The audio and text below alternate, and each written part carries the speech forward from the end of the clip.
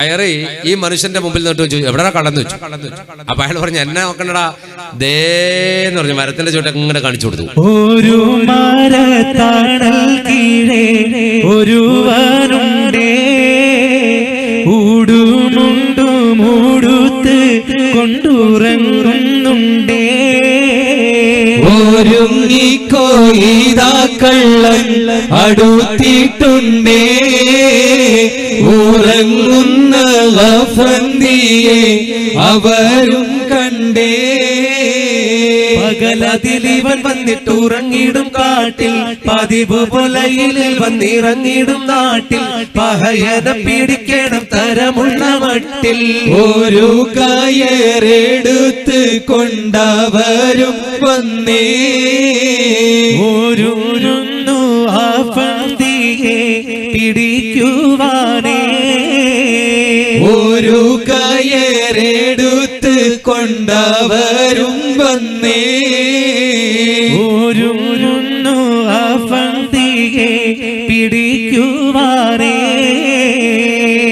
അതെ, മരത്തിന്റെ ചോട്ടിൽ കിടന്നുറങ്ങുന്ന മഹ്മൂദുൽ ഖഫന്തി രാജാവിനെയാണ് അവർ കണ്ടത്. സത്യത്തിൽ അവർക്ക് പരിചയമില്ല എന്ന് ഞാൻ ആദ്യം പറഞ്ഞല്ലോ. അവരോടി വന്ന് ചുറ്റും നിന്നു. ഒരാൾ പറഞ്ഞു, ആള് പഠിച്ച കള്ളനാടാ, പിടിച്ചാൽ കിട്ടാതിരിക്കാൻ വേണ്ടി എണ്ണ വരെ തേച്ചിട്ടാ കിടക്കുന്നത്. ഇവൻ അറിയരുത്, ഇവൻ അറിയാതെ ഇവന്റെ കയ്യും കാലും പിടിച്ച് കെട്ടണമെന്നോ. അങ്ങനെയാണെങ്കിൽ ബലമുള്ള കാട്ടുപള്ളി പറിച്ചെടുക്കുന്ന പറഞ്ഞ് ബലമുള്ള കാട്ടുപള്ളി പറിച്ചെടുത്തു. ഇയാള് തലക്ക് കയ്യും കൊടുത്ത് ഇങ്ങനെ കിടക്കാണ്. നല്ല ഉറക്കില്ല, നല്ല ഉറക്കിയതാ. ആ തലേന്റെ അടിയിൽ നിന്ന് കൈമെല്ലെ വലിച്ചു. കൈമെല്ലെ വലിച്ചിട്ട് കെട്ടാൻ വേണ്ടിയിട്ടാ കൈ വലിക്കുന്നത്. അപ്പൊ ഈ മൂപ്പര് ഉറക്കം ഞെട്ടി മൂപ്പര് ചാടി എന്നിട്ട് ആൾക്കാരൊക്കെ കണ്ടൊരു ബലാത്ത പരിഭവത്തിൽ എഴുന്നേക്കും. വൃത്തം പറഞ്ഞു, ഉറങ്ങിക്കോളൂ കള്ള കൂൾഡൗൺ ഉറങ്ങുന്ന. അപ്പൊ മൂപ്പറിഞ്ഞു, കള്ളനോ? ഞാൻ മഹ്മൂദുൽ ഖഫന്തിയാണ്. ഇത് പറഞ്ഞപ്പോ ചിരിച്ചോണ്ട് പറഞ്ഞു, 7 രാജ്യം ഭരിക്കുന്ന രാജാവിന്റെ പേര് നിനക്കോ? അപ്പൊ വീണ്ടും അയാൾ പറഞ്ഞു, ഞാൻ മഹ്മൂദുൽ ഖഫന്തിയാണെന്നോ. അപ്പോഴേക്കും ഒരാൾ അയാളുടെ 2 കൈയും പിടിച്ച് കെട്ടി. പിന്നെ ഖഫന്തിയാണെന്ന് പറഞ്ഞപ്പോ, നിന്റെ കൊടുക്കത്തെ ഖഫന്തി ഞാൻ മാറ്റിത്തരാന്നിട്ട് ഇട്ട് ഷർട്ട് അങ്ങോട്ട് ഉരുട്ടി ഉണ്ടിയാക്കിട്ട് ഇയാളെ വായിൽ കുത്തി നിറച്ച് ഫിറ്റാക്കി വർത്താനം പറയാൻ പറ്റാത്ത കുളത്തിലേക്ക്. അപ്പൊ വേറൊരുത്തൻ പറഞ്ഞു, ഞങ്ങളുടെ രാജാവിന്റെ പൊന്നും മോളുടെ പൊന്നും ആഭരണമൊക്കെ കട്ടിട്ട് പോയ കള്ളനല്ലേ പേരടിക്ക് ഒരു അടിയാണ്ട് കൊടുത്തു. അടി കിട്ടിയപ്പോഴാണ് ഇയാൾ ചിന്തിക്കുന്നത്,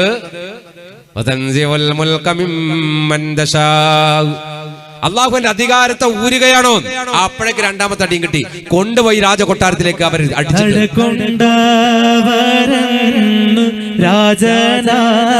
രാജനാഫന്തിയുമായി നിലയില്ലാ ദുഃഖത്തിൽ മഹ്മൂദർ ബന്ധിയുമായി അരനായാട്ടെന്ന പോൽ പട്ടാളം മുന്തിടലായി നൽവർ മഹമൂദ ബന്ധിക്ക് കേദവുമായി. രണ്ടും ബന്ധിച്ചവരെന്ന് കൊണ്ടുപോയി കൽത്തുറുങ്കളിൽ അടച്ചവർ നേരെ പോയി. കൈ രണ്ടും ബന്ധിച്ചവരെന്ന്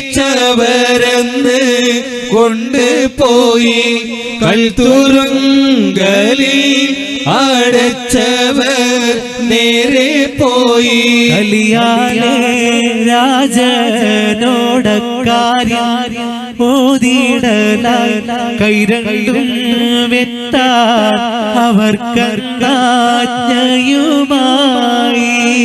ആ മനുഷ്യന്റെ പെരടിയിൽ അടിച്ചിട്ട് അവർ രാജകൊട്ടാരത്തിലേക്ക് കൊണ്ടുപോയി. അപ്പോഴാണ് മൂപ്പർ ഓർക്കുന്നത്, അള്ളാഹുവിന്റെ അധികാരത്തെ ഊരുകയാണ്. കൈഫ തൻസിൽ മുൽക്ക മിന്നി യാ അല്ലാ എന്നാണ് അയാൾ അള്ളാഹിനോട് ചോദിച്ചത്. എന്റെ അധികാരത്തെ നീ എങ്ങനെയാ ഊരിക്കളയാം?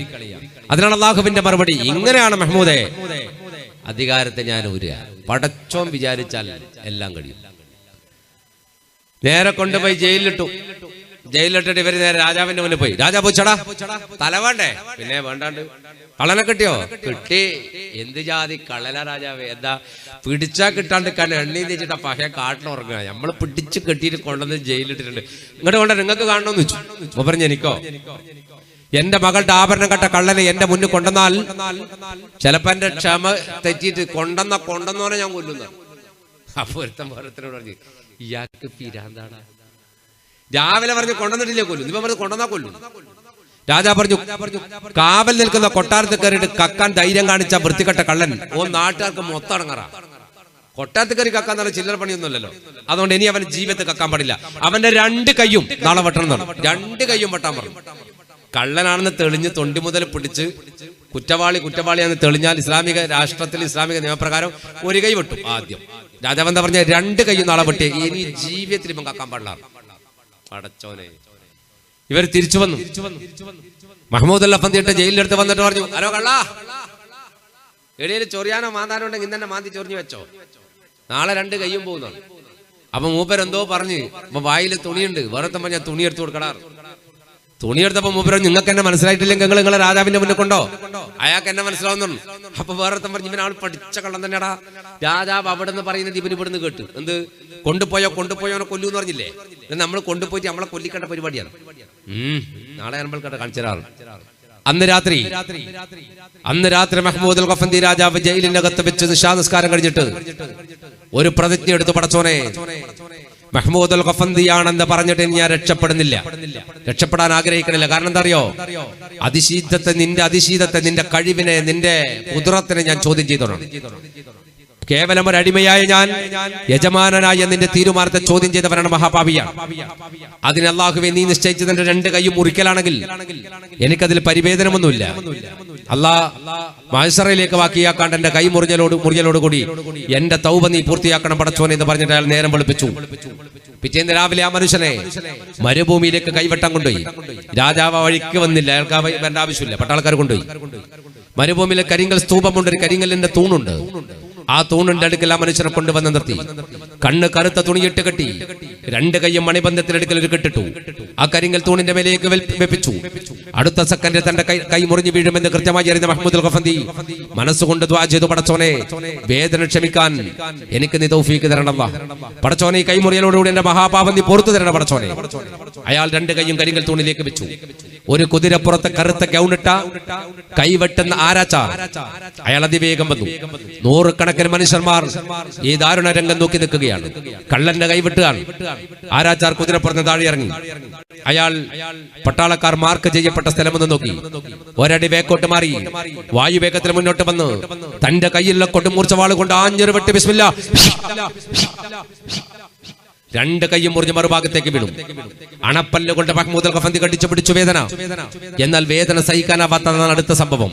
പുരാതന അറബികൾ, പണ്ടത്തെ അറബികൾ കൈവെട്ടിയാൽ ബ്ലഡ് പാസ് ചെയ്യും, ചോര ഒഴുകും. ചോര ഒഴുകിയാൽ മനുഷ്യന്മാർ മരിച്ചു പോകല്ലോ. ചോര ഫുള്ളായിട്ട് പോയാൽ പെട്ടെന്ന് ചോര നിൽക്കാൻ പണിയെടുക്കവര് തിളച്ച സൈത്തണ്ണ കൊണ്ടുവരും, ഒലീവെണ്ണ തിളപ്പിച്ചു കൊണ്ടുവരും. വെട്ടലോട് കൂടിയിട്ട് ഈ വെട്ടിയ ഭാഗമുണ്ടല്ലോ അതങ്ങ് മുക്കിക്കളിയും. ഈ ഒലീവെണ്ണയിൽ തിളച്ചെണ്ണയിൽ മുക്കും. അപ്പൊ ഇവിടെ അങ്ങോട്ട് പൊള്ളിയാൽ ഉരുകിയ ചോര പുറത്തു വരൂല. അതിനുവേണ്ടി 2 കൈയും തിളച്ചെണ്ണയിലേക്ക് പിടിച്ചങ്ങ് മുക്കിയപ്പോഴ് സകല ക്ഷമയും നഷ്ടപ്പെട്ടു പോയ മഹ്മൂദ് അൽ ഖഫന്തി വാവിട്ട് നിലവിളിച്ചു പോയി, സർവേശ്വര നീയൻ മാലികല്ലാഹ്, സഹനം തരേണമിൻ സുബ്ഹാനല്ലാഹ്. സർവേശ്വര നീയൻ മാലികല്ലാഹ്, സഹനം തരേണമൻ സുബ്ഹാനല്ലാഹ്. സ്തുതി നിന്നിലെന്നും വിധി നിന്റെതെന്നും, സ്തുതി നിന്നിലെന്നും വിധി നിന്റെതെന്നും, സാധുവാം ഞാനിന്നറിയുന്നല്ലാഹ്. സർവേശ്വര നീയൻ മാലികല്ലാഹ്, സഹനം തരേണമിൻ സുബ്ഹാനല്ലാഹ്.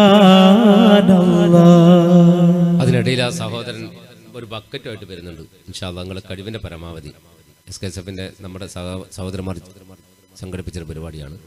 എല്ലാവരും പരമാവധി ഇൻഷാ അല്ലാഹ് ആ ബക്കറ്റുമായിട്ട് സഹായിക്കാൻ. 2 കയ്യും വെട്ടിയിട്ട് എണ്ണയിലങ്ങോട്ട് മുക്കിയപ്പോഴും വേദന സഹിക്കാൻ കഴിയാണ്ട് അയാൾ കരഞ്ഞു പോയി. എന്നിട്ട് അയാൾ പറയാണ് പടച്ചോനോട്, അധികാരം തന്നിട്ട് അധികാരം ഊരിയ റബ്ബേ,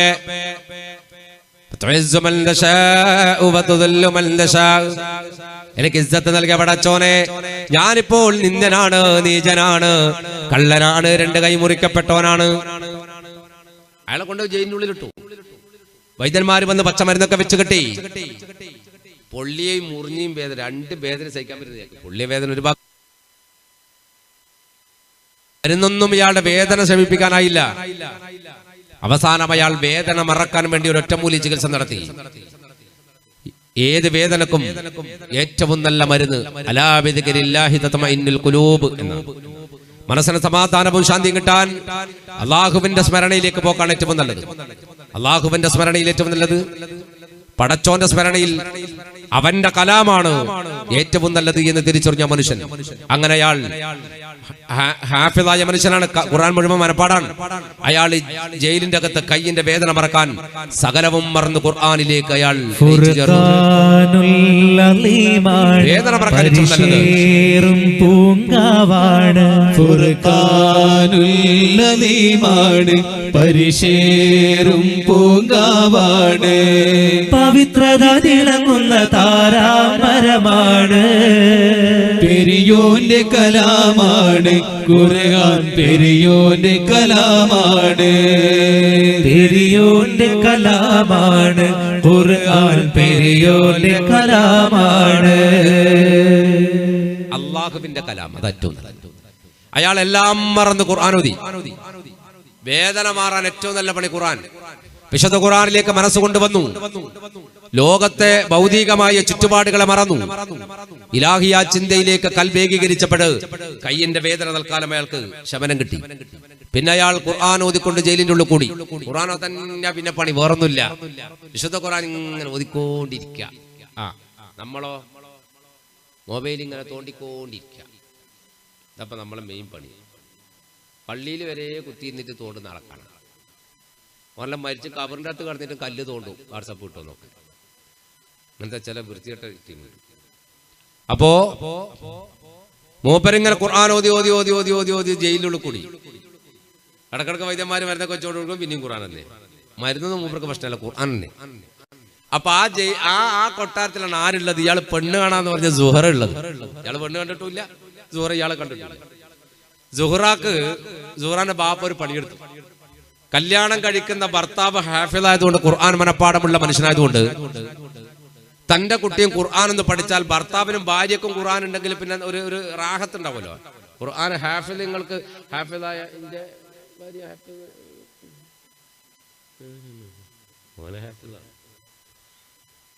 അങ്ങനെ പറയുന്നത് ഞാൻ ഫുള്ളായി ചോദിച്ചു നോക്കിയില്ല.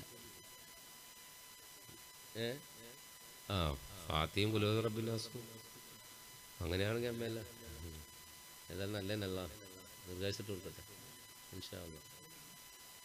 താടിക്ക് കുറുക്കം മതിനാ, അതെന്തോ പറ്റിയതാ. അപ്പോ അള്ളാഹു എല്ലാ രോഗങ്ങളും ശിഫയാക്കട്ടെ. ആമീന്ന് പറഞ്ഞോളൂ. ആമീൻ. അപ്പോ ഈ പെണ്ണിന് ഖുർആൻ പഠിപ്പിക്കാൻ ഉസ്താദിനെ വെച്ച്. ഉസ്താദ് ഇങ്ങനെ ഖുർആൻ പഠിപ്പിക്കാൻ ഇവള് പഠിക്കുന്നുണ്ട്. ഈ സംഭവം നടക്കുന്നതിനിടയിൽ ഉസ്താദ് നാട്ടിൽ പോയി. ഉസ്താദ് നാട്ടിൽ പോയാൽ ഒന്നുകിൽ ഉസ്താദ് നാട്ടിൽ പോകണം, അല്ലെങ്കിൽ ക്ലാസ്സിൽ അധ്യാപകരിലായിരിക്കണം. അന്നാണല്ലോ നമ്മളെ കുട്ടികൾക്ക് ഏറ്റവും വലിയ സ്വാതന്ത്ര്യ ദിനം. ഇവളെന്ത് ചെയ്യുന്നറിയോ? ഉസ്താദ് ഇല്ലാത്തതുകൊണ്ട് ഒഴിഞ്ഞ സമയം കിട്ടിയപ്പോ ഇങ്ങനെ നടന്ന് ഇവള് ഈ ജയിലിന്റെ ഭാഗത്തൂടെ വരുമ്പോ ജയിലിനകത്ത് മനോഹരമായൊരു ഖിറാഅത്ത്, വളരെ മനോഹരമായ ഖിറാഅത്ത്. അപ്പോൾ അതിങ്ങനെ നിന്ന് കേൾക്കാൻ തുടങ്ങി. എന്ത് രസമാണത് കേൾക്കാൻ. ചില ആള് ഖുർആൻ ഓതുന്ന കേട്ടാൽ നിന്ന് കേട്ടു. ചില മക്കളൊക്കെ ഉണ്ട് മദ്രസയിൽ നിന്ന് ഓതും. എന്ത് രസമായിരിക്കും. ചില കുട്ടികൾ ഓതും കേട്ടാ. ഉസ്താദ് പറയും ഞാൻ പോന്ന് ശമ്പളം കിട്ടിയില്ലേ എന്നൊക്കെ. അപ്പൊ അങ്ങനെ വളരെ മനോഹരമായ ഖിറാഅത്ത് കേട്ടപ്പോൾ ഇവിടെ ജയിലിന്റെ ഭാഗത്ത് ഇങ്ങനെ വന്ന് നിൽക്കും. ഇങ്ങനെ കേൾക്കും, കുറേ സമയം കേൾക്കും. എന്നിട്ട് തിരിച്ചു കുറച്ച് കഴിഞ്ഞ് പിന്നെയും വരും. 3-4 ദിവസം ഇവിടെ ഇത് ആവർത്തിച്ചപ്പോ ഇവളുടെ കൽബിൽ തോന്നി ഇയാളെ ഉസ്താദായിട്ട് കിട്ടിയ നല്ല റാഹത്ത, മറ്റാളത്ര പോരാ. ഇവൾ ഉപ്പാനോട് പോയിട്ട് പറഞ്ഞു, പാപ്പാ എനിക്കൊരാഗ്രഹമുണ്ട്. എന്താ മോളെ? എനിക്ക് ഖുർആൻ പഠിക്കണം. പാപ്പ പറഞ്ഞു അൽഹംദുലില്ലാഹ്. ഒരു മനുഷ്യന്റെ വ്യക്തി ജീവിതത്തിൽ ഉണ്ടാവേണ്ട ഏറ്റവും വലിയ ആഗ്രഹം എന്താണ്? അള്ളാന്റെ കലാം പഠിക്കലാണ്. അള്ളാഹു നമുക്ക് തൗഫീക്ക് തരട്ടെ. അപ്പോ എന്റെ മോള് ഖുർആൻ പഠിക്കുന്നുണ്ട്. ഞാൻ ഉസ്താദിനോട് ചോദിക്കാറുണ്ട്, ഉസ്താദ് നീ നന്നായിട്ട് പഠിക്കുന്നുണ്ട് എന്നല്ല പറയും. അത് നമ്മൾ ആലോചിക്കേണ്ട കേസാട്ടാ. ഉസ്താദ്മാരോട് ഇടക്കിടക്ക് പോയി നമ്മൾ ഈ കുട്ടികളെ മദ്രസയിൽ സ്കൂളിൽ അയച്ചാൽ പോരാ. നമ്മൾ ഇടക്കിടക്കൊന്ന് മദ്രസയിൽ സ്കൂളിൽ പോകണം. ആര് പോണോ? ക്ലാസ് പി ടി എ വിളിച്ചാൽ പോയി പറഞ്ഞിട്ട് പെണ്ണുങ്ങളെ പറഞ്ഞേക്കരുത്. ഉപ്പ ഉണ്ടെങ്കിൽ ഉപ്പ പോകണം, ഇടക്കിടക്കൊന്ന് പോയി നോക്കണോന്ന്. ഒന്ന് മദർസയിൽ പോയി നോക്കുക. ഉസ്താദിനോട് എന്താ ഉസ്താദ് വെറുതെ പോയാ, എന്താ ഉസ്താദെ എൻ്റെ ചെക്കൻ എങ്ങനെ ഉണ്ട്? അപ്പോൾ ചെക്കൻ ക്ലാസ് നിങ്ങൾ നോക്കുന്നുണ്ടാവും. റഹ്മാനായ റബ്ബേ ഈ ചങ്ങ ഇടിയും വന്ന പഠിക്കാണ്ട് ഒരു രക്ഷ കിട്ടൂല. പിള്ളേർക്ക് ഇങ്ങനെ മനസ്സിൽ തോന്നും ഇതെല്ലായിടത്തും എത്തുന്നുണ്ടല്ല ഉപ്പ എന്ന് പറയുന്ന സാധനം. സ്കൂളിൽ ചില സ്കൂളിലെല്ലാം കാണാം മടക്കി കുത്തും കൂട്ടിയിട്ട് പിള്ളേരെ കൂട്ടാൻ വേണ്ടി ഉപ്പ വരുന്നു. പക്ഷേ എൻ്റെ ചെക്കനെ വിടണം. ഏതാ ചെക്കൻ? സിറാജ്. ഓൻ എത്രാം ക്ലാസ്സിലാ? എനിക്കറിയില്ല. എത്ര കൂളായിട്ടാണെന്നറിയും. ഓനിക്കറിയില്ല, ഈ അയച്ചോനിക്കറിയില്ല എത്രാം ക്ലാസ്സിൽ ഇത് പഠിക്കുന്നത്. അതിനേക്കാൾ ബളുള്ള പിള്ളേരും. ഈ ഒരു ചെക്കൻ ടീച്ചറെ കുടിക്കാൻ കഥ കേട്ട് നിങ്ങൾ കണക്ക് പഠിപ്പിക്കാൻ വന്ന ടീച്ചറോട് പറഞ്ഞോളൂ, ടീച്ചറെ കണക്ക് പിന്നെ പഠിപ്പിക്കാം, ഒരു സംശയമുണ്ട്. എന്താടാ കണക്ക് എന്നാൽ എന്ത്? കണക്ക് പഠിപ്പിച്ചല്ലാണ്ട് ടീച്ചർക്ക് കണക്കെന്താണെന്ന് ടീച്ചർക്ക് അതിന്റെ നിർവചനം പഠിച്ചില്ല. ടീച്ചർ തലയെല്ലാം ചൊറിഞ്ഞിട്ട് പറഞ്ഞു കഴിഞ്ഞു, ഒരു കാര്യം ചെയ്യണം, ഞാൻ ചോക്കെടുത്തിട്ട് ഏറ്റാണ്. ചെക്കന്മാർ നിങ്ങളെ മേലെ ചോക്ക് അല്ല ഒന്നും കൂടി പോകണം പറഞ്ഞു. ഇന്നപ്പോഴത്തെ പിള്ളേരാകുമ്പോൾ 2 ചോക്ക് കൊടുക്കണം. ടീച്ചർ ഓഫീസ് റൂമിലേക്ക് ഇവർക്കറിയാം ടീച്ചർ ആരോടോ ചോദിക്കാൻ പോയി. ഇവൻ വല്ല വേഗം പോയി. ടീച്ചർ പോയിട്ട് HM കണ്ട് ഹെഡ്മാസ്റ്ററോട് പറഞ്ഞു, സാറ് ഒരു സംശയം, എന്താ ഒരു കുട്ടിക്ക് ഉത്തരം കൊടുക്കണമെന്നാ, കണക്ക് എന്നാൽ എന്ത്? ഹെഡ്മാസ്റ്റർ പറഞ്ഞു, ചായ കുടിച്ച് വേഗം വരാറ്. ഹെഡ്മാസ്റ്റർ പോയി. ഹെഡ്മാസ്റ്റർ പോകുന്നാണ്ടപ്പോൾ ടീച്ചർ വല്ല പുറത്തേക്ക് ഇറങ്ങി ചെക്കൻ്റെ ഓഫീസ് റൂമിൻ്റെ മുന്നിൽ. ടീച്ചർ വെച്ച് ശൈത്താനെ ലീഡിയും വന്ന. അപ്പോൾ ചെക്കൻ പറഞ്ഞു, ഹെഡ്മാസ്റ്റർക്ക് അറിയില്ല ടീച്ചറെ ഏതാ ചായ കുടിക്കാൻ പോകുന്നതാണ്. എന്നിട്ട് പറഞ്ഞു, ടീച്ചറെ നിങ്ങൾ വിഷമിക്കണ്ട, ഉത്തരം ഞാൻ പറഞ്ഞുതരാം, നിങ്ങൾ മറ്റേ കുടിക്കോ പറഞ്ഞു. അപ്പോൾ ടീച്ചർ മെല്ലെ പറഞ്ഞു, എന്താടാ അതിൻ്റെ ഉത്തരം? എന്താ അതിൻ്റെ ഉത്തരം? കണക്ക് എന്നാൽ ഒന്നും കൂട്ടാനുമില്ല ഒന്നും കുറക്കാനുമില്ല, കണക്കന്നെ. ഇതാണ് കണക്ക്. ഇതാണ് കണക്ക്. നാളെ മുതൽ തുടങ്ങിക്കോ കേട്ടാ. സ്കൂൾ കുട്ടിയില്ലേ? കുട്ടിയാ? പരീക്ഷ ഒന്നും എഴുതിയിട്ടില്ലല്ല? എഴുതിനാ? കോപ്പി അടിച്ചിട്ടില്ലല്ലോ? എന്ത് കോപ്പി അടിക്കും? ഉത്തരം ഇതട മോനെ എന്നിട്ട് ഉത്തരം പറഞ്ഞു കൊടുത്താൽ ഇപ്പോൾ എഴുതില്ല. ഇപ്പോഴത്തെ കുട്ടികളൊരു പ്രത്യേക ജാതി സാധനമാണ്. അപ്പം ഒരു വല്ലാത്ത സംഭവമാണ്. ഉത്തരമൊന്നും ഒതുമില്ല. മദ്രസയിൽ ഒരു ചെക്കൻ ഉത്തരം എഴുതി കഴിഞ്ഞല്ലോ. നിസ്കാരത്തിന്റെ സമയമായി എന്നറിയണം. ആർക്ക്? മുക്കരിക്കാക്ക്. ചെക്കനത് ഉത്തരാന്ന് മുക്കരിക്ക. അയാൾക്ക് അതിനെ വാക്ക് കൊടുക്കേണ്ട പടി. അത് നിത്യാശുദ്ധിയുള്ളവരെ കുറിച്ച് ചോദിച്ചു ചെക്കനെ എഴുതിയാണ് മുക്കരിക്കാക്ക്. അപ്പൊ അങ്ങനെ കുരുട്ട് ഭയങ്കരമായിട്ട് കിട്ടും. ഇവിടെ ഇവളിങ്ങനെ ഉപ്പാനോട് പറഞ്ഞു, ഉപ്പ എനിക്ക് ഖുർആൻ പഠിക്കണം. അപ്പൊ പറഞ്ഞു, ഞാൻ പഠിപ്പിക്കണുണ്ട് ഉസ്താദ് നല്ല പഠിപ്പിക്കുന്നൊക്കെ പറഞ്ഞല്ലോ, ഉസ്താദ് നാട്ടിൽ പോയതല്ലേ. അപ്പൊ ഇവിടെ പറഞ്ഞു, ആ ഉസ്താദിനെ വേണ്ട, ഞാൻ വേറൊരു ഉസ്താദിനെ കണ്ടിട്ടുണ്ട്. അതാരി? അത് പറഞ്ഞാൽ ഇപ്പം കുഴപ്പമുണ്ടാവുക. ആ ജയിലിനകത്ത് കിടക്കുന്ന കള്ളൻ.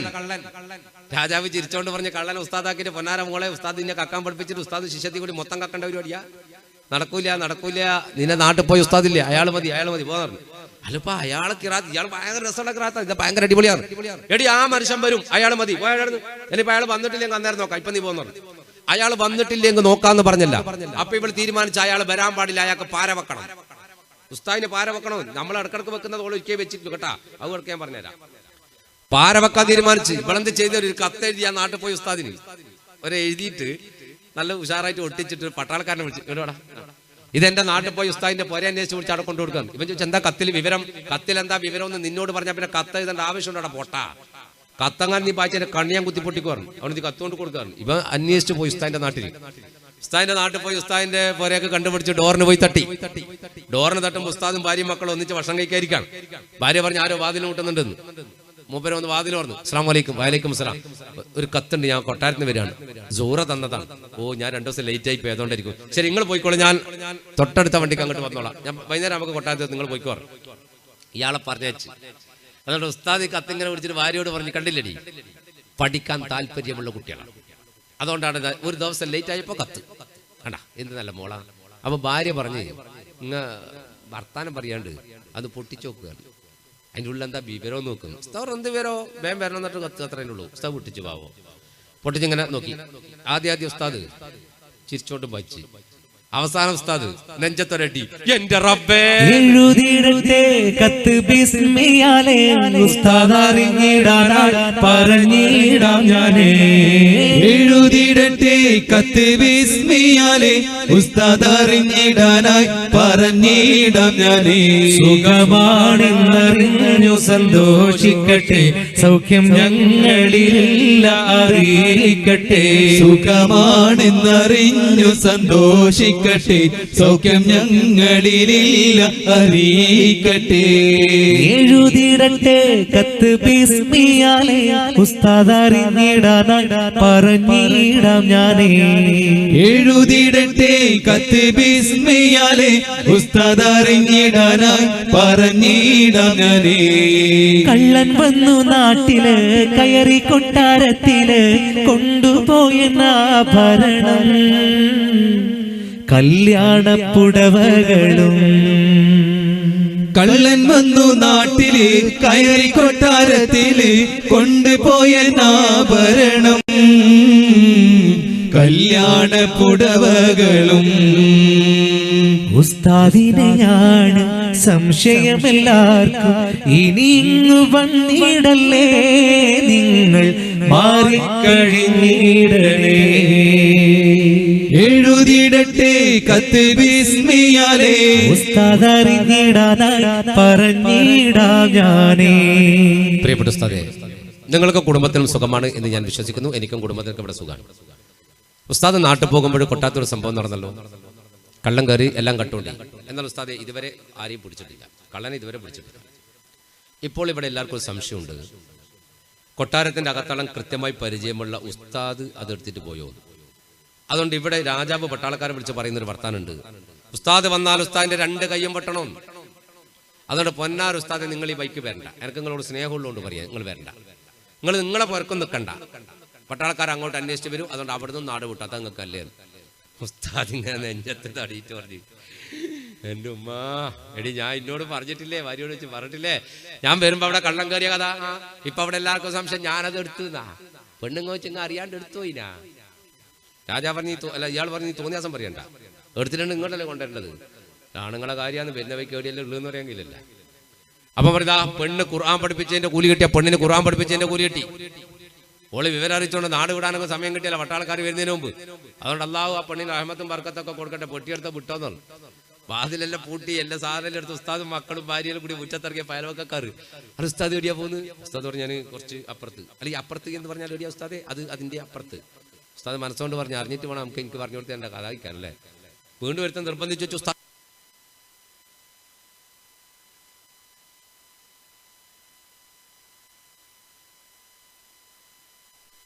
കുറെ കഴിഞ്ഞിട്ട് ഉസ്താദ് കൊട്ടാരത്തിലില്ല.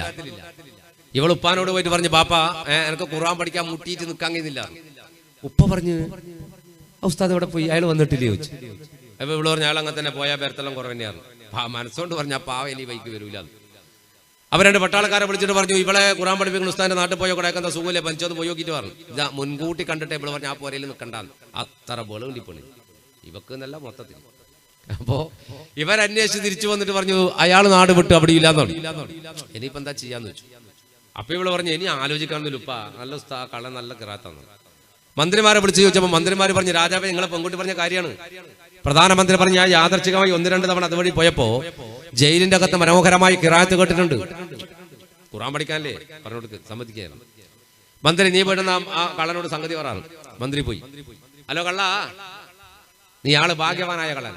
ഉപരച്ചന്റെ എടാ ഈ കൊട്ടാരത്തിലെ രാജകുമാരിക്ക് ഖുർആൻ പഠിപ്പിക്കേണ്ട ഉസ്താദായി നിന്നെ തെരഞ്ഞെടുത്തു. മൂപ്പര് പറഞ്ഞ എന്നെ കള്ളനെ അയ്യയ്യേ നടക്കൂല. എടാ നീ പഠിപ്പിക്കടാ, കള്ളൻ ഖുർആൻ പഠിപ്പിച്ച് ശരിയാവില്ല മനുഷ്യന്മാരെ, അവന് ഞാൻ പഠിപ്പിക്കൂല.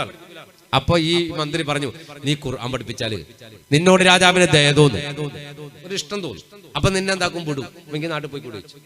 അന്നരിയാക്ക് തോന്നി അപ്പൊ പറഞ്ഞത് ശരിയാണ്, മഹ്മൂദ് അൽ ഖഫന്തിയാണെന്ന് പറഞ്ഞിട്ട് നീ രക്ഷപ്പെടാൻ ഞാൻ ആഗ്രഹിക്കുന്നില്ല, അങ്ങനെ എനിക്കൊരു ആഗ്രഹമില്ല. അപ്പൊ ഖുർആൻ പഠിപ്പിച്ചിട്ട് വിടാണ്. ഖുർആനാണല്ലോ ജയിലിൽ കൊണ്ടെത്തിയത്, വിശുദ്ധ ഖുർആനാണ് ഇപ്പൊ ജയിലിൽ കൊണ്ടുവന്നെത്തി. ഖുർആൻ അങ്ങനെയാണല്ലോ, ഒരുപാട് പേർക്ക് ഹിദായത്ത് കൊടുത്തത് ഖുർആനാണ്, ഒരുപാട് പേരെ തെറ്റിച്ചതും ഖുർആൻ. ഖുർആൻ അതിൻ്റെതായ രൂപത്തിലേക്ക് പോയില്ലെങ്കിൽ ഖുർആൻ കൊണ്ട് ഹിദായത്ത് നേടിയ ഏറ്റവും വലിയ ഉദാഹരണമാണ് മഹാനായ ഉമർ ഇബ്നു ഖത്താബ് റളിയല്ലാഹു അൻഹു. ഖുർആൻ കൊണ്ട് വഴികേടിലായ ഏറ്റവും വലിയ ഉദാഹരണമാണ് ചേകന്നൂർ. നമ്മളെ മുന്നിൽ രണ്ടും ഉണ്ട്. അള്ളാഹു നമ്മളെ ഹിദായത്ത് നൽകുന്ന ഉമർ റളിയല്ലാഹു അൻഹുവിനെ പോലെ ഹിദായത്ത് നൽകിയ കൂട്ടത്തിൽ അള്ളാഹു നമ്മളെ ഉൾപ്പെടുത്തി തരട്ടെ. ഇവിടെ മൂപ്പര് ചിന്തിച്ചു ശരി ഞാൻ പഠിപ്പിച്ചു കൊടുക്കാം, പക്ഷെ ഒരു കാര്യമുണ്ട്, ഞാൻ ജയിലിൽ നിന്ന് പുറത്തിറങ്ങൂല. അവള് ജയിലിൽ വന്നാൽ ജയിലിൽ നിന്ന് പഠിപ്പിക്കാം, ആയിക്കോട്ടെ. മന്ത്രി പോയി സൂറാനോട് പറഞ്ഞാൽ സൂറ എന്റെ ഉസ്താദില്ലേ അയാൾ വലിയ സംഭവമാണ്, അയാൾ ജയിലിൽ നിന്ന് പുറത്തിറങ്ങൂല, എല്ലാവരും ജയിലിൽ നിന്ന് പുറത്തിറങ്ങി കിട്ടാനാ കാത്തിരിക്കുന്നത്, അയാൾ ജയിലിൽ നിന്ന് ഇറങ്ങൂല എന്നാ പറഞ്ഞത്. നീ അവിടെ പോയാലേ പഠിപ്പിക്കും. സുഹറ പറഞ്ഞു അയാളെ ഖുർആൻ കേൾക്കാൻ ഏത് നരകത്ത് പോകാൻ ഞാൻ തയ്യാറാണ്. അത് ചില പെണ്ണുങ്ങൾ പറഞ്ഞിട്ടുണ്ട് കുറെ പെണ്ണുങ്ങ നരകത്ത് പോയൊന്നും ബേജാറില്ലപ്പാ, അയൽവക്കക്കാർ കണ്ടാൽ കളിയാക്കൊന്നില്ല, ബേജാറില്ല, പോയോ കൂടെ തിരിയോ അന്നേരം. അള്ളാഹു നമ്മളെ രക്ഷപ്പെടുത്തി തരട്ടെ. അപ്പോ ഈ പെണ്ണ് ഖുർആൻ എടുത്ത് മുസാഹിഫ് എടുത്തിട്ട് പോയി ജയിലിൽ പോയി. 2 പട്ടാളക്കാർ ജയിലിൽ പുറത്ത് കാവലെന്ന് ഇവളകത്ത് കയറി. ഉസ്താദ് ഇരിക്കാൻ പറഞ്ഞു, അവൾ ഇരുന്നു. എവിടെ വരെ പഠിച്ചെന്നൊക്കെ ചോദിച്ചു. പഠിച്ചൊക്കെ അവൾ ഓതിക്കൊടുത്ത് നല്ല റായത്താരി ഇവൾ പഠിച്ചിട്ടുണ്ട്. അപ്പൊ മൂപ്പര് പറഞ്ഞു, നമുക്കിനിപ്പോ ഒരു ആദ്യം മുതൽ അങ്ങ് തുടങ്ങാം, കാരണം നമുക്ക് വേറെ പണിയൊന്നും ഇല്ലല്ലോ, ആയിക്കോട്ടെ. മൂപ്പര് ഇങ്ങനെ ഓതാൻ തുടങ്ങി. ഞാനിങ്ങനെ ഓതും, ചിലപ്പോൾ ഞാൻ കണ്ണടച്ചിട്ട് ഓതും. തെറ്റിയാ നീ എനിക്ക് പറഞ്ഞു തരണം എന്ന് പറഞ്ഞു. അത് നമ്മൾ എടുക്കുന്ന ഒരു കുട്ടികൾ മുസാഹിഫ് നോക്കാൻ എടുക്കുന്ന ഒരു പണിയാണ്. തെറ്റാ നീ പറയണമെന്ന് പറഞ്ഞു. ആയിക്കോട്ടെ, നീ മുസാഹിഫ് നോക്കണം, ആയിക്കോട്ടെ. ഇയാൾ നല്ല കണ്ണടച്ചങ്ങോട്ട് ഓതി. 1-2 ആയത്തോതിന് കണ്ണോർ നോക്കുമ്പോ ഇവള് മുസാഹിഫ് എല്ലാം നോക്കുന്നത്, ഇയാളെ ഇങ്ങനെ നോക്കുന്നത്, ഒരേ നോട്ടം. അപ്പൊ ഇയാൾ പറഞ്ഞു, പെണ്ണെ നീ എന്നെ അല്ലടി നോക്കേണ്ടത്, നീ ഖുർആൻ നോക്ക്. ഖുർആൻ തുറന്നൊന്ന് നോക്ക് പെണ്ണേ, അതാ മോളെ പുണ്യം. ഫർദാണതു നീ പഠിക്കലെന്നേ. ഖുർആൻ തുറന്നൊന്ന് നോക്കു പെണ്ണേ, ഫർദാണതു നീ പഠിക്കലെന്നേ. ഹർഫുകളൊന്നിനൊന്ന് സാക്ഷി പറഞ്ഞിടുന്ന, ഹർഫുകളൊന്നിനൊന്ന് സാക്ഷി പറഞ്ഞിടുന്ന, പ്രതിഫലം മുഴുവനും നിനക്കു തന്നെ. പ്രതിഫലം മുഴുവനും നിനക്കു തന്നെ. ഖുർആൻ തുറന്നൊന്ന് നോക്ക് പെണ്ണേ, ഫർദാണതു നീ പഠിക്കലെന്നേ. മുസാഹിഫ് നോക്കുമെന്ന് പറഞ്ഞു. ആയിക്കോട്ടെ എന്ന് പറഞ്ഞു. അങ്ങനെ ഓരോ ദിവസം കുറച്ച് ഓതി ഇവിടെ നന്നായിട്ട് പഠിച്ചിട്ടുണ്ട്. ദിവസങ്ങൾ കുറച്ച് കഴിഞ്ഞ് സൂറത്ത് ആലിമ്രാനിലെത്തി. സൂറത്ത് ആലിമ്രാൻ ഓതേണ്ട ദിവസം ഇയാൾക്കാകെ ഒരു വല്ലാതെ വെപ്രാളുണ്ട്. അത് ദൂരെ മനസ്സിലാക്കിയിട്ട് ഉസ്താദിന് എന്തോ ഒരു പ്രശ്നം ഉണ്ടല്ലോ എന്നാണ് വെപ്രാളെന്ന് വെച്ചു. ഒന്നുമില്ലെന്നോ. ഓരോ ആയത്തും ഓതി അവസാനം ഒരു ദിവസം സൂറത്ത് ആലിമ്രാനിലെ 26-ാമത്തെ ആയത്ത് വരാൻ പോകും. 26-ാമത്തെ ആയത്ത് ഓതാൻ അയാൾ ഒരുപാട് പണിപെടുത്തു, ഒരു കളി കളിച്ചു. കാരണം അയാൾക്കത് ഓതാൻ കിട്ടുന്നില്ല. അയാളുടെ മനസ്സിനത് പുറത്തേക്ക് വരുന്നില്ല, വല്ലാത്ത പ്രയാസം. അവസാനം അവളോട് പറഞ്ഞ, മോളെ നീ ഖുർആൻ നോക്കിക്കോളൂ എന്ന് പറഞ്ഞു. അവളും വിസ്മയം കണ്ട് കൂട്ടിയിട്ട് തുടങ്ങി, ബാക്കി ഓതാണ്ട് അയാൾ ഒരു അലർച്ചയോടെ വീണ് പോയി.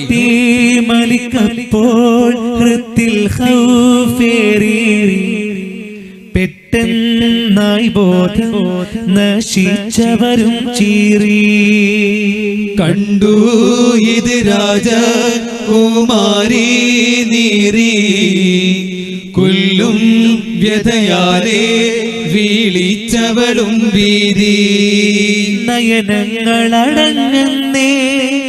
ജസദാകെ വിറവിറുന്നേ. നയനങ്ങളടഞ്ഞന്നേ ജസദാകെ വിറയ്ക്കുന്നേ. മെല്ലെ മെല്ലെ കൺപീലി പൊന്തിരാജനം ചൊല്ലി. മെല്ലെ മെല്ലെ കൺപീലി പൊന്തിരാജനും ചൊല്ലി. എത്തി മലിക്കപ്പോൾ ഹൃത്തിൽ ഖൗഫേറി. പെട്ടെന്നായി ബോധം നശിച്ചവരും ചീരി. ആ ആയത്തോതലോടുകൂടി ഇയാൾ ബോധമില്ലാണ്ട് പോണു. ഇവൾ വിളിച്ചു നോക്കി, ഉസ്താദേ ഉസ്താദേ ഉസ്താദേ. അനങ്ങണില്ല. ഇവളോടി പുറത്തോടിയിട്ട് ഒരു മൺപാത്രത്തിൽ കുറച്ച് വെള്ളമായിട്ട് ഇവൾ തിരിച്ചു വന്നു. ഉസ്താദിന്റെ ശരീരത്തിൽ കുടഞ്ഞിട്ട് ഉസ്താദിനെ തട്ടിപ്പിടിച്ച് എണീപ്പിക്കാൻ വേണ്ടിയിട്ട് വെള്ളം ഒഴിച്ചിട്ട് അള്ളാന്റെ നബിയൊക്കെ പറഞ്ഞല്ലോ, സുബൈക്ക് കിടന്നുറങ്ങുന്ന ഭർത്താവിന്റെ മുഖത്ത് വെള്ളം ഒഴിച്ചിട്ട് അയാളെ പറഞ്ഞ് പള്ളിയിലേക്ക് വിടുന്ന പെണ്ണേ, നീയാണ് ഏറ്റവും നല്ല ഭാര്യ. സുബൈക്ക് ഉറക്കം കൂടുതലുള്ള ഭാര്യയുടെ മുഖത്ത് വെള്ളം കുടഞ്ഞിട്ട് അവളെ വിളിച്ചിട്ട് സുബൈ നിസ്കരിക്കടേ എന്ന് പറയുന്ന ഭർത്താവേ, നീയാണ് ഏറ്റവും നല്ല ഭർത്താവെന്ന് പരിശുദ്ധ റസൂൽ മുഹമ്മദ് മുസ്തഫ സല്ലല്ലാഹു അലൈഹി വസല്ലം. ഇതിപ്പോ കേട്ട് പഠിച്ച സ്ഥിതിക്ക് നാളെ രസമുണ്ടാവും. അതറിയോ, ഈ പെണ്ണൊക്കെ തീരുമാനിച്ച് ചില മാപ്പിളുണ്ടായില്ല സുബൈക്ക് ഇങ്ങനെ ഉറങ്ങുന്ന പിരാൻ തന്നെ വന്നില്ല. അപ്പൊ കുറച്ച് വെള്ളം വെച്ചിട്ട് എണീപ്പിച്ച് പള്ളിയിലേക്ക് പറഞ്ഞാൽ ഞാൻ നല്ല ഭാര്യയാകുമല്ലോ റസൂൽ പറഞ്ഞല്ലോ എന്ന് കണക്കൂട്ടിയിട്ട് ചില ഭർത്താവിന്റെ മുഖത്ത് വെള്ളം ഒഴിക്കാൻ വേണ്ടി ഒരു കപ്പിൽ വെള്ളം എടുത്തിട്ട് ചില പെണ്ണുങ്ങൾ വരും.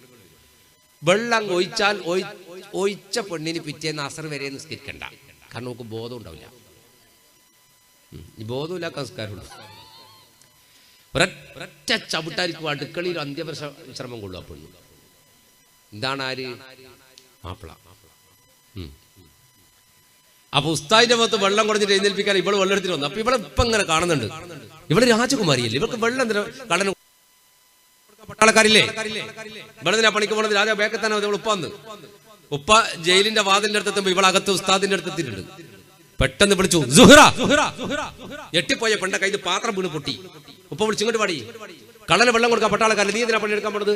ഉപ്പ ഉസ്താദ് ഓതിക്കൊണ്ടിരിക്കുമ്പോ വീണുപോയി. എന്നിട്ട് കുറച്ച് വെള്ളം കൊടുത്തിട്ട് നന്നാക്കാൻ കൊണ്ടുവന്നതാ. എന്നിട്ട് നിങ്ങൾ അലാക്കിന്റെ സൗണ്ടിന് അത് പൊളിഞ്ഞു പോയി. ഉപ്പ പിന്നൊന്നും വേണ്ടിയില്ല, തിരിച്ചുപോയി. ഇവള് തിരിച്ച് ഉസ്താദിന്റെ അടുത്ത് എത്തുമ്പോൾ വെള്ളം പൊട്ടിയിട്ട് ഉസ്താദിന്റെ ശരീരത്തിൽ തന്നെയാ വീണ്. ഉസ്താദിന് ബോധം കിട്ടി. മൂപ്പർ എഴുന്നേറ്റ് നനഞ്ഞിട്ട് അപ്പുറം ഇരിക്കുക. ഇവള് പെട്ടെന്ന് എടുത്ത് വാല കൊണ്ടുവന്ന് തലയൊക്കെ തുറത്തി കൊടുത്തു ഉസ്താദിന്റെ. എന്നിട്ട് പാത്രമൊക്കെ വാരി ഒരുമാത്ത് വെച്ച് എല്ലാം ലെവലാക്കിയിട്ട് ഉസ്താദിനെ കുറച്ച് നീങ്ങിയിരിക്കാൻ പറഞ്ഞു. വെള്ളം നനയാത്ത സ്ഥലത്തേക്ക് നീങ്ങിയിരുന്നു. ഇവൾ അടുത്ത് വന്നിരുന്നിട്ട് ചോദിച്ച്, ഉസ്താദേ എന്തേ, ഞാനൊരു കാര്യം ചോദിക്കട്ടെ? ഉസ്താദ് എന്തിനാ വീണേ? അത് മോളെ ബോധം കെട്ടുപോയി. എന്തിനാ ബോധം കെട്ടേ? അത് പഴയ ബോധാന്ന് കെട്ടുപോയി. ഉസ്താദ് പറ, ഉസ്താദ് ആരാ? ഞാൻ ഒരു കള്ളനാണ്. ഏയ് ഉസ്താദ് കള്ളനല്ല. അതേപോലെ ഞാൻ ഭയങ്കര കള്ളനാണ്. അല്ല ഉസ്താദേ, ഒരു കള്ളൻ ഇങ്ങനെ എന്തായാലും ഖുർആൻ ഓതാൻ കഴിയില്ല. ഉസ്താദ് സത്യം പറയുക ആരാണ്? മോളെ അല്ല, ഞാൻ ഒരു കള്ളനാണ് എന്ന് പറയാം. അല്ല ഉസ്താദ് പറ. ഇവിടെ നിർബന്ധിക്ക. ഈ പെണ്ണുങ്ങൾക്ക് ഒരു സൂക്കേടുണ്ട് കേട്ടാ, കൽബിലുള്ളത് മാന്തിയിട്ട് പുറത്തെടുക്കാൻ സർജന്മാർ വരെ കൂട്ടത്തിലുണ്ട്. ഓരോരുത്തരൊന്നും പറയില്ല എന്നിട്ട് ഉറങ്ങാൻ കിടന്നിട്ട് ഉറക്കത്ത് കംപ്ലീറ്റ് വിളിച്ചു പറയൂ. എല്ലാം ഇവള് നോക്കുകയും ചെയ്യും. അപ്പൊ ഈ പെണ്ണ് കല്ലെടുത്ത് എറിഞ്ഞേക്കല്ലേ സൈഡിൽ നിന്ന് നീ നോക്കണേ. ഇല്ല ഇന്റെ അപ്പോ ഈ പെണ്ണ് നിർബന്ധിച്ച് ഇയാളെ മനസ്സ് മാറ്റി. അപ്പൊ പറഞ്ഞു, ഞാൻ ആരാന്ന് എനിക്ക് പറഞ്ഞുതരാം. പക്ഷേ പറയുന്നതിന് മുമ്പ് നീ എനിക്കൊരു സത്യം ചെയ്തു തരണം. എന്താ? ഞാൻ പറയുന്നത് വല്ലാഹി നീ ആരോടും പറയൂല എന്ന് പറ. അവള് പറഞ്ഞ അല്ലാഹു സാക്ഷി, പടച്ച റബ്ബ് സാക്ഷി, വല്ലാഹി ഞാൻ നിങ്ങൾ പറയുന്ന കാര്യം ആരോടും പറയില്ല. ഉറപ്പല്ലേ? ഉറപ്പ്. എന്നാ ഞാൻ പറഞ്ഞുതരാം. പറഞ്ഞതിന് മുമ്പ് ഒരു കാര്യം നിന്നോട് ചോദിക്കട്ടെ. എന്താ? നീ മഹ്മൂദ് അൽ ഖഫന്തി എന്ന രാജാവിനെ കുറിച്ച് കേട്ടിട്ടുണ്ടോ? അത് കേട്ടപ്പോ ഇവിടെ ഒന്ന് ഇൻട്രസ്റ്റ് ആയി. കാരണം ഇവിടെ കെട്ടാൻ പോകുന്ന ആളല്ലേ. ഇവിടെ കാണാൻ വരുമെന്ന് പറഞ്ഞല്ലാണ്ട് വേറൊന്നും. ഇപ്പൊ നമ്മളെല്ലാം കാണാൻ, ഇപ്പോഴത്തെ കാലത്തെല്ലാം കാണാൻ പോകുന്നതിന് മുമ്പ് എന്റെ പരിചയമില്ലേ? പിന്നെ കാണാൻ പോകേണ്ട ആവശ്യമൊന്നുമില്ലല്ലോ, മൊത്തം കണ്ടില്ലേ? ഇപ്പൊ എന്നാ പണി? ഇപ്പൊ എന്ന് പറഞ്ഞാൽ ഫോണിന് ഇപ്പൊ ഒന്നും പറയണ്ട. ഇപ്പൊ പെണ്ണ് കല്യാണം കഴിക്കാൻ പിള്ളേർ കിട്ടുന്നില്ല എന്നാ പറയുന്ന കേട്ടെ. നല്ല പെൺപിള്ളേരൊന്നും കിട്ടുന്നില്ല പോലും. പിന്നെ ഇടണ്ടാ നമ്മക്ക് കെട്ടാനല്ല, നിങ്ങളെ കാര്യം ചോദിച്ചാൽ കുറവാന്നല്ലേ? അത് കുറവന്നെ. കുറവൻ ഇപ്പൊ എവിടെ നോക്കിയാലും കുറവാണ്. ഇനിയിപ്പോ അഥവാ കെട്ടാന്ന് വിചാരിച്ചിട്ട് ഒന്നെല്ലാം കൂടി ഒപ്പിച്ച് റാഹത്താക്കിയിട്ട് മംഗളത്തിനാന്ന് ഇവളെ പുറക്കേണ്ടെന്ന് വലിയ ഉറപ്പില്ല. ഇതേടിയാ പോകുന്നു. അല്ലാഹു ആയാലും അല്ലാഹു നമ്മൾ ഉമ്മത്തിന്റെ പെൺകുട്ടികളുടെ കൽബിൽ ദീനീബോധം കൊടുക്കട്ടെ. നിങ്ങൾക്കൊന്നും പ്രശ്നമില്ല, ഓരോന്നായോണ്ട്. ഇനി പിന്നെ എവിടെയും പോവില്ല, നിങ്ങളൊന്നും ഏടിയും പോവില്ല. കുടുങ്ങി ചെറിയ യുദ്ധത്തിലായിരിക്കും. അല്ലാഹു റബ്ബുൽ ഇസ്സത്ത് ശരി പോന്ന് പറഞ്ഞിട്ട് പോകുന്നില്ല. അത് കഴിഞ്ഞ തന്നെ അല്ലാഹു രക്ഷപ്പെടുത്തട്ടെ. അപ്പോ ഈ പെണ്ണിനോട് നീ മഹ്മൂദ് അൽ ഖഫന്തിയെ കുറിച്ച് കേട്ടിട്ടുണ്ടോ ചോദിച്ചു. ഇവള് പറഞ്ഞു പിന്നെ ഒരുപാട് കേട്ടിട്ടുണ്ട്. എന്താ നീ കേട്ടേന്ന് വെച്ചു. ഇപ്പോൾ ആവേശത്തോടെ പറഞ്ഞു, മഹ്മൂദ് അൽ ഖഫന്തി എന്ന് പറഞ്ഞാൽ 7 രാജ്യത്തിന്റെ രാജാവാണ്. ആബിദാൻ, ഹാഫിദാൻ, പ്രജാതൽപരനാണ്. അവരോധി സ്തോത്രം അധിപതിയോനിൽ സുജൂദായി നിത്യം. അടിമകൾക്കെല്ലാം കനിവിന്റെ പാത്രം അവർ നീട്ടിടുന്നു അരുമയാൽ മാത്രം. വിശുദ്ധ കലാമിൻ പൊരുളുകൾ തേടി വിശുദ്ധ ഖുർആനും മനപ്പാഠമായി. വിശുദ്ധ കലാമിൻ പൊരുളുകൾ തേടി വിശുദ്ധ ഖുർആനും മനപ്പാഠമായി. വിനാശത്തിൻ മാർഗം അവർക്കില്ല തീരെ. വിനയത്തിൻ പാത്രം തരുന്നവർ നേരെ. അഹദോനിലെന്നും അവരോരി സ്തോത്രം. അധിപതിയോനിൽ സുജൂദായി നിത്യം. ഇവൾ ആ മനുഷ്യനെ കുറിച്ച് ഒരുപാട് വാചാലയായി പറഞ്ഞു. മൂപ്പര് വെച്ച് പിന്നെ നിനക്കെന്തറിയാ, പിന്നെ എന്റെ ബാപ്പാന്റെ നാട് പോലും അയാളുടെ നാടാണ്. പിന്നെന്തറിയാ, പിന്നെ മഹ്മൂദുൽ അഫന്തി എന്ന് പറഞ്ഞാല് നല്ലൊരു മനുഷ്യനാണ്. പിന്നെ എന്ന് പറഞ്ഞാല് നല്ല ഒരു മനുഷ്യനാണ്. പിന്നെയും നല്ല മനുഷ്യനാണ്. പറഞ്ഞു തീർന്നു. പിന്നെന്താ പറയാനാ? പിന്നെ ഇയാൾ ചോദിച്ചു പിന്നെ നിനക്കെന്തറിയാ. അപ്പൊ ഇവള് ലാസ്റ്റ് പറഞ്ഞു പിന്നെ ഒരു കാര്യം കൂടി ഉണ്ട്. എന്താ? അയാളാണ് എന്നെ പിന്നെ മൂപ്പര് ചാന്ന അയാളാണ് എന്നെ കല്യാണം കഴിക്കുന്നത്. അതിവള് പറഞ്ഞപ്പോ മൂപ്പര് അറിയാണ്ട് പറഞ്ഞു ഇന്ന കലാകുല്ലി ഷൈഇൻ ഖദീർ. നീ എല്ലാത്തിനും കഴിവുള്ളവനാ പടച്ചോനെ. പെണ്ണ് കെട്ടെന്ന് പറഞ്ഞ പെണ്ണിന്റെ മുന്നിൽ ആ 2 കയ്യും വെട്ടിയിട്ട് എന്നെ കൊണ്ടിട്ടത്. എന്നിട്ട് ചോദിച്ചു നീ ആ മഹ്മൂദുൽ അഫന്തിയെ കണ്ടിട്ടുണ്ടോ? കണ്ടിട്ടൊന്നുമില്ല. മൂപ്പര് വരൂ എന്നൊക്കെ പറഞ്ഞിരുന്നു, പക്ഷെ ഇതുവരെ കണ്ടിട്ടില്ല. എനിക്ക് കാണണോന്ന് വെച്ചാല് ഇപ്പൊ കാണണോ? ഇപ്പൊ കാണണോ? എന്നാ നീ ഒരു കാര്യം ചെയ്യ, നീ എന്റെ മുഖത്തേക്ക് നോക്ക്. കണ്ടോ? മോളെ നീ ശരിക്കും കണ്ണിലേക്ക് നോക്ക്. ഉസ്താദിന്റെ കണ്ണിൽ എന്താ TV ഉണ്ടാ? നീ ശരിക്കും നോക്കടി. ഞാൻ നോക്കി ഉസ്താദെ കണ്ടോ? ഇല്ല, കണ്ടില്ല. എന്നാ മോളെ സുഹറ, ഞാനാണ് മഹ്മൂദുൽ അഫന്തിയാണേ. രാജ്യങ്ങൾ ഭരിക്കുന്ന പാപിയാണേ. രാജന്റെ കുതിരത്തിൽ ഒരു ശക്കാണേ. രാവും പകലിലും തുണയോനാണേ. ഞാനാണ് മഹ്മൂദുൽ അഫന്തിയാണേ. രാജ്യങ്ങൾ ഭരിക്കുന്ന പാപിയാണേ. നീ പറയണ മഹ്മൂദുൽ അഫന്തി രാജാവ് ഞാനാണ്. അവൾ അത്ഭുതത്തോടെ ഇങ്ങനെ ചിരിച്ചോണ്ട് ചോദിച്ചു ഉസ്താദിന് ബോധക്കേടായപ്പോ പിരാന്തുവായ? അതെന്താ? അല്ല നിങ്ങൾ പറഞ്ഞു നിങ്ങളാ മഹ്മൂദുൽ അഫന്തി. ഞാൻ ഏത് ആയത്തോതിയപ്പോഴാ വീണെന്ന് നിനക്കറിയാലോ? പരിശുദ്ധ ഖുർആനിൽ സൂക്തമതോതി പതിവില്ലാതൊരു പുലി അവിടമിലെത്തി. പരിശുദ്ധ ഖുർആനിൽ സൂക്തമതോതി പതിവില്ലാതൊരു പുലി അവിടമിലെത്തി. നാടുകൾ കടന്നു ഞാനിവിടെ എത്തി. നാരിയാൾ സുഹറാന് അരികിലുമെത്തി. നാടുകൾ കടന്നു ഞാനിവിടെ എത്തി. നാരിയാൾ സുഹറാന് അരികിലെത്തി. രാജന്റെ കുതിരത്തിൽ ഒരു ശക്കാണേ. രാവും പകലിനും തുണയോനാണേ. ആ അയാൾക്ക് സംഭവിച്ച എല്ലാ ദുരന്തവും അവളോട് പറഞ്ഞു. എല്ലാം കേട്ടപ്പോൾ ഇവൾ അത്ഭുതത്തോടെ പറഞ്ഞു പടച്ചോനെ എന്റെ ബാപ്പ അറിയാൻ കേട്ടോ ഇതെല്ലാം സംഭവിച്ചത്. ഞാനതെല്ലാം എൻ്റെ ഉപ്പാനോട് പറയട്ടെ. അത് ഇവൾ ഓടും മൂപ്പരൻ സുഹറ വല്ലാഹി ആരോടും പറയൂലെന്ന് നിന്നെ സത്യം ചെയ്തിട്ടാണ് ഞാൻ നിനക്ക് കഥ പറഞ്ഞത്. അതുകൊണ്ട് ആരോടും പറയാൻ പാടില്ല. ശരിയാണ്, സത്യം ചെയ്തിട്ടാണ് പറഞ്ഞു തന്നത്. അപ്പൊ പറഞ്ഞ സത്യത്തിനെതിരാവും. സത്യത്തിനെതിരെ ചെയ്താൽ പ്രാശ്ചിത്തം ചെയ്യേണ്ടി വരും. പറയാണ്ടിരിക്കാനും കഴിയില്ല. കാരണം പറയാണ്ട് മംഗൽ നടക്കൂല, കല്യാണം നടക്കൂല, ഇയാൾ ജയിലും ഞാൻ പുറത്തു, ഇയാളെ കാത്തിട്ടല്ല ഉപ്പ നിൽക്കുന്നത്. ഇതെന്ത് ചെയ്യും പഠിച്ചോനെ? ആകെ കുട്ടിക്ക് ഈ പെണ്ണ് സെന്ററിൽ കുറച്ച് ദിവസം ഇവിടെ മനസ്സിലിട്ട് ഉരുട്ടി രാവുമില്ല പകലുമില്ല, കിടന്നിട്ട് ഉറക്കം കിട്ടുന്നില്ല. ഇതെന്തൊക്കെ പറയാൻ പറ്റൂലല്ലോ, പറയേണ്ട സത്യം ചെയ്തുല്ലോ. പിന്നെ ഒരു ദിവസം ഇവിടെ തീരുമാനിച്ച് വരുന്നിടത്ത് വെച്ച് വരും ഒരു പരിപാടി ഒപ്പിച്ച് നോക്കുക. ഇവിടെ മെല്ലെ ഉപ്പാൻ്റെ അടുത്ത് പോയിട്ട് പറഞ്ഞു ഉപ്പാ നമ്മളപ്പുറത്തെ നബീസാന്റെ കല്യാണം കഴിഞ്ഞില്ല ഉപ്പ, കഴിഞ്ഞ് ഇപ്പുറത്തെ ഖദീജാൻ്റെതും കഴിഞ്ഞില്ലേ, കഴിഞ്ഞ് മറ്റേ സാറാൻ്റെത് ഇന്നാ പോലും, അതെ സൂറാൻ്റെത് എന്നാ ഉപ്പ ചെയ്ത് സൂറ ഉപ്പ ചിന്തതോ ആ മഹ്മൂദുൽ അഫന്തി എന്ത് മനുഷ്യ പെണ്ണാടാൻ വരുന്നിട്ട് ഇതുവരെ വന്നിട്ടില്ല. ഒരു കാര്യം ചെയ്യാം, 2 ദിവസം കൂടി നോക്കിയിട്ട് ഉപ്പ ഒന്ന് പോയി നോക്കിട്ട്. അന്നേരം ഇവിടെ പറഞ്ഞു വേണ്ട എനിക്കൊന്നും വേണ്ട, ഞാൻ വേറെ ആളെ കണ്ടിട്ടുണ്ട്. അതായത് ആ ജയിലിനകത്ത് എടുക്കുന്ന കള്ളെ ഉപ്പ ചൂടായി. എടി പെണ്ണേ, ഉസ്താദാക്കാൻ പറഞ്ഞിട്ട് ഉസ്താദാക്കിയ പോലെ ഭർത്താവാക്കാൻ പറഞ്ഞാൽ നടക്കുന്നു വിചാരിച്ചു നീ? നടക്കൂല. കള്ളനെ ഭർത്താവാക്കാനോ? പൊടിയായിരുന്നു.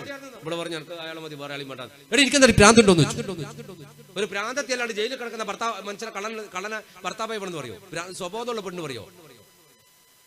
ഇവിടെ പറഞ്ഞു എനിക്ക് അത് മതിയാണ്. അപ്പൊ രാജാ പറഞ്ഞു എന്റെ പീരാന്തിന്റെ അടുത്ത് ഇവിടെ പോവാറ്. ഇവിടെ നേരെ അടുക്കളയിൽ പോയി. അടുക്കളയിൽ പോയി ഉമ്മാനെ കണ്ട്. ഹലോ ഉമ്മ. ഉമ്മ ചോദിച്ചു എന്താ ഹലോ ഉമ്മ? അതാരാ? ഏത്? ആ പുറത്തിരിക്കുന്നേ. ഉമ്മ ഇങ്ങനെ നോക്കിയില്ല. എന്റെ ഉപ്പ. എന്റെ ഉപ്പ നിങ്ങളാരാ? ഉമ്മ ചോദിച്ചു എനിക്ക് എന്താ പിരാന്തിണ്ടാ? ആ പിരാന്താണ്. അയാളാരാ? അയാള് എന്റെ ഭർത്താവ്. നിങ്ങളെ ഭർത്താവ് എന്റെ ആരാ? എന്റെ ഉപ്പ.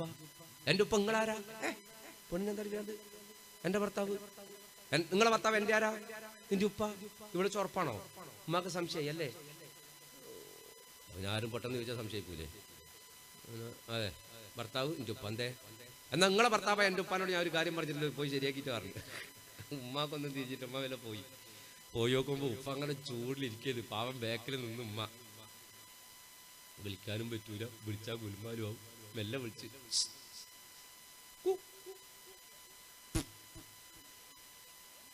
ഭർത്താക്കന്മാരെ അങ്ങനെയാ വിളിക്കുക. പേര് വിളിക്കൂല. അപ്പോൾ കറേന്ന് വിളിച്ചാൽ മോന്ത ഡബിൾ ടക്കറാവും. അങ്ങനെ വിളിക്കും. ഇതെല്ലോ വിളിക്കുന്നുണ്ട്. കവറേ മീസാങ്കല്ലേ എന്നെ വിളിക്കും. പിന്നെ വിളിക്കലുണ്ട് നീ മീസാങ്കല്ല് വേഗം പറഞ്ഞത്. അപ്പൊ എന്തെല്ലോ അങ്ങനല്ലേ ഇപ്പം ഭർത്താക്കന്മാർക്ക് എന്തൊരു സ്നേഹ. ഭാര്യമാരോട് വെള്ളം കുടിക്കുന്നതിന് പോക്ക് വായിക്ക് വെച്ച് കൊടുക്കുക. നീ ലേശം കുടിച്ചോ ബിസ്ബി കൂട്ടിയിട്ട്. ഈ കുടിക്ക് ചോറ് നിന്റെ വായിൽ ലേശം ഇട്ടുതരാ. സ്നേഹം കൊണ്ടല്ല, ആ ജോളി കലക്കിയ പോലെ സയനൈഡ് കലക്കി വെച്ച് പേടിച്ചിട്ട്. ഏത് പെണ്ണിനാ എപ്പം നല്ല ബുദ്ധിയൊന്നും പറയാനില്ല. കലക്കിയിട്ട് തന്ന കുടിച്ചോളാൻ മരിച്ചോളാ. അപ്പോ പെണ്ണുങ്ങൾ വിളിച്ചു.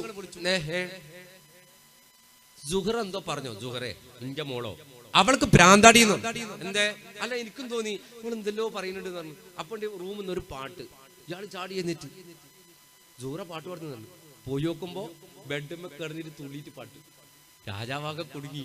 രാജാവും ഭാര്യ ഇങ്ങനെ നോക്കി പടച്ചോനെ. സുഹറ ഇവളെന്തല്ലോ പറയന്നെ. മെല്ലെ പുറത്തിറങ്ങിയിട്ട് ഇവളൊരു കൂട്ടുകാരി പെണ്ണുണ്ട്. ഇങ്ങോട്ടാടി നീ അകത്ത് കയറാണ്. ഇവിടെ പറഞ്ഞു നിങ്ങൾ രണ്ടാളും കയറിയിട്ട് ആപതാകാതെ ഞാൻ ഒറ്റക്കാ. നീ കയറടി ഓളെന്തേ ചെയ്തൊക്കെണ്ടാണ്. ഇവള് കയറിയിട്ട് ഡോറിന്റെ അടുത്ത് നിന്ന് വാതിൽ വല്ല വേക്കോട്ട് അടിച്ചിട്ട് ഉപ്പയും ഉമ്മയും അപ്പുറത്തെ റൂമിൽ പോയി കുത്തിയിരുന്നു.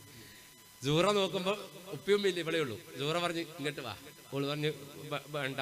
ഇങ്ങോട്ട് പാടി. അല്ല വേണ്ട, ഇവിടെ അമ്മയെ വേഗം ഓടാൻ കഴിയുമോ? എടി ഇങ്ങോട്ട് പാടിയായിരുന്നു. ഇവള് വെല്ല പോയി. സൂറ ബെഡിലിരുന്നു. ഇരിക്കടി. ഓള് പറഞ്ഞ വേണ്ട, നിൽക്കുമ്പോ സ്പീഡ് കിട്ടും. നീ ഇരിക്കടി, എനക്കൊരു പ്രാന്തും ഇല്ല. എന്നാലും മറ്റോള് പറഞ്ഞു എല്ലാ ഭ്രാന്തന്മാരും അങ്ങനെ തന്നെയാ പറയല്. ഏതെങ്കിലും ഭ്രാന്തനുണ്ട്. എനിക്ക് ഭ്രാന്തട്ടോ എന്നിട്ട് ആശുപത്രിയിൽ സ്വന്തം പോയിട്ട് അതുപോലെയല്ലോ. വേറെ ആൾ കൂട്ടിക്കൊണ്ട് പോക്കല്ലേ. എല്ലാവരും കൂടി പാമ്പ് അടിച്ചവരെ കൊണ്ടുപോയ കഥ കേട്ടില്ലേ? ഒരുത്തനെ പാമ്പ് അടിച്ച് നാട്ടുകാരുടെ കൂടി ജീപ്പ് പിടിച്ച് കറടാറില്ല എല്ലാവരും കൂടി കയറി പോകുമ്പോൾ ഒരുത്തൻ്റെ അടിക്കും. നീ വരുന്ന വെച്ച് സ്ഥലമുണ്ടോന്ന് വെച്ച്. സ്ഥലമൊന്നുമില്ല. പിന്നെ നീ പിന്നെ വന്നു ആശുപത്രിയിൽ പോയി നോക്കുമ്പോൾ പാമ്പ് അടിച്ചോനാ ഇരുന്നില്ല. ഓനെ മറന്നു എടുത്തിട്ട് വണ്ടിയിലിടാൻ. അങ്ങനെ ചില മനുഷ്യന്മാർക്ക് അങ്ങനെയാണ്. ആത്മാർത്ഥത കൂടിയാൽ ഭയങ്കര പരിപാടിയായിരിക്കും. അപ്പോ ഈ സുഹറ പറ്റപ്പെണ്ണോട് പറഞ്ഞു നീടിയിരിക്കുക. ഇത് സംഗതി പിരാന്തൊന്നുമല്ല, ഇതൊരു ഹിക്മത്താണ്. ഇപ്പോൾ എന്ത് ഹിക്മത്ത്? ജയിലിൽ കിടക്കുന്ന കള്ളനെ ഭർത്താവായി വേണമെന്ന് പറഞ്ഞ പിരാന്തല്ലാണ്ട് വേറെ എന്താന്ന് വെച്ചു. എടി ജയിലിൽ കിടക്കുന്ന കള്ളന്മാരെ ഭർത്താവായി കിട്ടിയാൽ ലാഭ. എന്താ? ഒരു സാധനം പൈസ കൊടുത്ത് വാങ്ങണ്ട, എല്ലാം രാത്രി വരും. ലോഡിറക്കാൻ ഉറക്കം ചെയ്യാൻ മതി എന്ന്. എന്നിട്ട് പറഞ്ഞു ഇതൊരു കുതിരത്തിന്റെ പരിപാടിയാണ്. തൽക്കാലം നീ എന്റെ കൂടെ നിൽക്ക്, എനിക്ക് പിന്നെ ഇത് മനസ്സിലാവും. നീ ഉപ്പാനോടും ഉമ്മാനോടും പോയിട്ട് പറ ആ കള്ളനെ എനിക്ക് ഭർത്താവായി തന്നിട്ടില്ലെങ്കിൽ ഞാൻ മരിക്കൂന്ന് പറ. വിളിച്ച് മരിക്കോ? വേറെ പണിയൊന്നുമില്ല, നീ പോയി പറഞ്ഞാൽ മതി. പോയിട്ട് പറഞ്ഞു രാജാവേ സുഹറ അന്ത്യശാസനം പ്രഖ്യാപിച്ചിട്ടുണ്ട്. എന്ത്? കള്ളനെ ഭർത്താവായി കൊടുത്തില്ലെങ്കിൽ മരിക്കും. രാജാ പറഞ്ഞു മരിക്കാൻ പറയടി, മരിച്ചാൽ ഞാൻ ഈ മംഗൽ നടത്തൂലാണ്. അപ്പോഴേക്ക് ഉമ്മ നെഞ്ചത്തടിക്കണം. യാ അല്ലാഹ് എന്റെ മോളല്ലേ, ഞാൻ നൊന്ത് വെറ്റ മോളല്ലേ. രാജാ പറഞ്ഞു പിന്നെ നീ പറഞ്ഞു എനക്കാ വേദന ഉണ്ടായി, എനിക്ക് എന്തെങ്കിലും ഉണ്ട്, നിന്നെ പറഞ്ഞു കരയാൻ എന്താ? അല്ല മനുഷ്യ, മരിക്കുന്നതിനേക്കാൾ നല്ലത് മംഗലം കഴിച്ചു കൊടുക്കലല്ലേ. ഉമ്മ ഒരേ അരിച്ചരി. രാജാവ് കുടുങ്ങി. രാജാവ് പറഞ്ഞു ഓക്ക് വിരാന്തി, എനിക്ക് വലിയ വിരാന്ത. മന്ത്രിമാരെ വിളിച്ചു. മന്ത്രിമാരോട് പറഞ്ഞാൽ ഇങ്ങനെ സംഭവം ഉണ്ട്, അറിയാലോ കഥ, എന്താ ചെയ്യാന്ന് വെച്ചു. അന്നേരം പ്രധാനമന്ത്രി പറഞ്ഞു രാജാവേ സംഗതി ഇപ്പൊ സൂറാക്ക് വട്ട് കേസ് എന്തായാലും മഹ്മൂദ് പിരാന്തത്തിന് ആരൊക്കെ മംഗൽ കഴിക്കൂല. ഇപ്പൊ പെൺകുട്ടികൾ സ്വയരക്ഷയ്ക്ക് വേണ്ടി കറാട്ട പഠിക്കുന്ന കാലാണ്. കറാട്ട പഠിച്ചോളം മംഗലം കഴിച്ചോന്റെ കഥ എന്താണെന്നറിയോ? ഓള് കറാട്ട കഴിച്ചോൻ പൊറാട്ട. അപ്പോ എന്തായാലും മഹ്മൂദ് അൽ ഗഫന്തി ഈ വട്ട് കേസ് കെട്ടൂല. അതുകൊണ്ട് നിങ്ങൾ മഹ്മൂദ് അൽ ഗഫന്തിയോട് പോയിട്ട് പറ, സംഗതിയൊക്കെ പറയാളോ. ഞാൻ എങ്ങനെ പോയിട്ട് പറയാ? എന്റെ താഴെയുള്ള രാജാവ് തർക്കം, എന്റെ മേലുള്ള രാജാവല്ലേ. അപ്പൊ മന്ത്രിമാര് പറഞ്ഞു അങ്ങനെ പോകാൻ പേടിയില്ലെങ്കിൽ കത്തെഴുതിയിട്ട് മഹ്മൂദ് അൽ ഗഫന്തിക്ക് കൊടുത്തേക്ക് മറുപടി കിട്ടുന്നവരെ അല്പം ഒന്ന് ക്ഷമിക്കാൻ അവളോട് പറ. മന്ത്രിമാർ ഉപദേശിച്ചപ്പോ മഹ്മൂദ് അൽ ഗഫന്തി രാജാവിന് ഈ പെണ്ണിന്റെ പിതാവ് ഒരു കത്തെഴുതി. ആ കത്ത് ചുരുട്ടി മടക്കി ഒരു ഭടന്റെ കയ്യിൽ കൊടുത്തിട്ട് പറഞ്ഞു മഹ്മൂദ് അൽ ഗഫന്തിക്ക് കൊടുത്തിട്ട് മറുപടി പറഞ്ഞിട്ട് അയാളെ കത്തുമായി വാർത്ത കേൾക്കണേ, മാനസം നീറി കത്താടിതോർക്കണേ. മാനിമ്പയായ മോളെ കല്യാണം ചൊൽവിയ മാധുര്യമൂറുന്ന വാർത്തയല്ലിതറിയുക. എന്റെ ഹബസിലായി വന്നെത്തി ഒരു കള്ളനും ഏറ്റം മധുരത്താൽ ഓതിടുന്നു ഫുർഖാനും. ഓത്ത് പഠിക്കാനായി എന്റെ മോളവനെ കൂട്ടി, ഒപ്പം കൽബുള്ളിലായി ആശതൻ കുടിലും കെട്ടി. പ്രിയപ്പെട്ട രാജാവേ, എന്റെ മകൾക്ക് വേണ്ടി ഞാൻ നിങ്ങളെ ഒന്ന് അന്വേഷിച്ചു. ഒരിക്കൽ പെണ്ണ് കാണാൻ വരും എന്ന് നിങ്ങൾ എനിക്ക് വാക്ക് നൽകി. അതുകൊണ്ട് ഞാൻ പട്ടിന്റെ ഉടുപ്പും സ്വർണ്ണാഭരണങ്ങൾ തയ്യാറാക്കി ഖജനാവിൽ സൂക്ഷിച്ചു വെച്ചു. നിങ്ങൾ കാണാൻ വന്നില്ല. ഒരു കള്ളൻ അത് കട്ടുകൊണ്ടുപോയി കള്ളനെ എന്റെ പട്ടാളക്കാരെ പിടിച്ചുകൊണ്ട് വന്ന് 2 കൈയും വെട്ടി ജയിലിട്ടു. പക്ഷെ ആ കള്ളനൊരു പ്രത്യേകത ഉണ്ട്. മനോഹരമായി ഖുർആൻ പാരായണം ചെയ്യും. അവന്റെ ഖിറാഅത്ത് കേട്ടിട്ട് എന്റെ മകൾ അവനെ ഉസ്താദാക്കി. ഇപ്പോൾ അവൾ പറയുന്നു അവനെ ഭർത്താവാക്കണമെന്ന്. നടക്കൂല എന്ന് പറഞ്ഞപ്പോഴോ അതുകൊണ്ട് രാജാവേ ചൊല്ലുന്നേ, ഒപ്പം ജീവിക്കുവാൻ വിട്ടതില്ല എങ്കിൽ പിന്നെ സത്യത്തിൽ ഞാനും മരിക്കുമെന്നവൾ ചൊല്ലിയേ, ദുഃഖത്താൽ ഞാനും അനുമതി ഇന്ന് മൂളിയേ. അതുകൊണ്ട് ഇപ്പോൾ അവൾക്ക് അല്പം പ്രയാസത്തിലാണ്. അവളുടെ മാനസിക നില തെറ്റിയിട്ടുണ്ട്. അതുകൊണ്ട് മഹാരാജാവേ, മന്ത്രിമാരൊക്കെ പറയണത് അവളുടെ ആ വട്ട് മാറണമെങ്കിൽ സത്യത്തിൽ ആ കെട്ട് നടക്കണമെന്നാണ്. അതുകൊണ്ട് തൽക്കാലം ഞാൻ എൻ്റെ മകളെ ആ കള്ളന് കെട്ടിച്ചു കൊടുക്കാൻ തീരുമാനിച്ചിട്ടുണ്ട്. എന്നോട് ക്ഷമിക്കണം, എന്നോട് പൊറുക്കണം. ഇതാണ് കത്ത്. ഈ കത്തുമായി രാജഭടൻ മഹ്മൂദ് അൽ ഗഫന്തിയുടെ കൊട്ടാരത്തിൽ പോയി. ആ കൊട്ടാരത്തിന്റെ ഫ്രണ്ടിൽ ഒരു വലിയ മണിയുണ്ട്. ആ മണി പിടിച്ചടിച്ചാൽ അകത്തുനിന്ന് ആരെങ്കിലും പുറത്തേക്ക് വരും. അതാണ് പതിവ്. അയാൾ ഏറെ നേരം മണിയടിച്ചിട്ടും ഒരു കുട്ടി പുറത്തു വന്നില്ല. അയാൾ വെറുതെ ഇറങ്ങി കൊട്ടാരത്തിന്റെ 4 ഭാഗം ഇങ്ങനെ നടന്നു നോക്കി. ചപ്പുചവറുകൾ കൂടിയിട്ടുണ്ട്, പൊടിപടലങ്ങൾ പിടിച്ചിട്ടുണ്ട്. ഒരു 6 മാസത്തിലധികം ആൾപ്പാർപ്പില്ലാത്ത കോലത്തിലാണ് ആ കൊട്ടാരത്തിന്റെ അന്നത്തെ അവസ്ഥ. അയാൾ തിരികെ വന്നു. കൊട്ടാരത്തിന്റെ ഫ്രണ്ടിൽ നിന്നിട്ട് വെറുതെ ഇങ്ങനെ നോക്കിയിട്ടൊന്ന് വിളിച്ചു നോക്കി, മഹാരാജ മഹ്മൂദ്. വിളി ഇങ്ങനെ പ്രതിധ്വനിച്ചു എന്നല്ലാണ്ട് മറുപടി ആരുമില്ല. ആരുണ്ടാകൂല എന്ന് കണക്കൂട്ടി ഇറങ്ങി പോവാണ് ഇയാൾ. ഇയാളിങ്ങനെ ഇറങ്ങി പോകുമ്പോ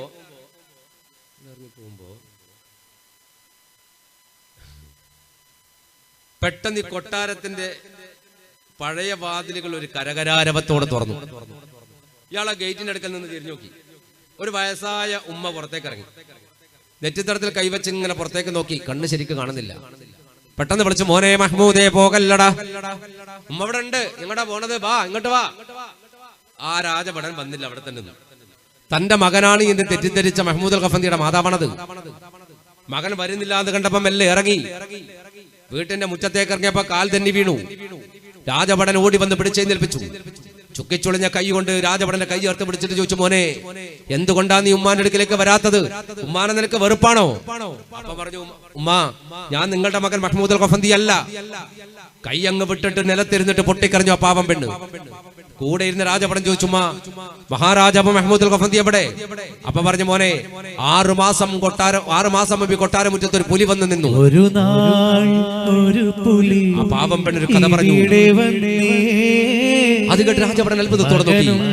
അതിൽ ഉളറിടുന്നേ, നാടും നഗരവും അവർ മുന്നിട്ടേ, കാടും മലകളും കടന്നു വിട്ടേ, കൂട്ടിലൊരു സുഖമെനിക്കില്ലെന്നേ കൂട്ടിനവനിന്ന് വരുന്നില്ലെന്നേ വീട്ടിലൊരു സുഖം എനിക്കില്ലെന്നേ കൂട്ടിനവനിങ്ങ് വരുന്നില്ലെന്നേ എങ്ങോ മറഞ്ഞു പോയി വിവരമില്ല എന്താണിനി ചെയ്യാൻ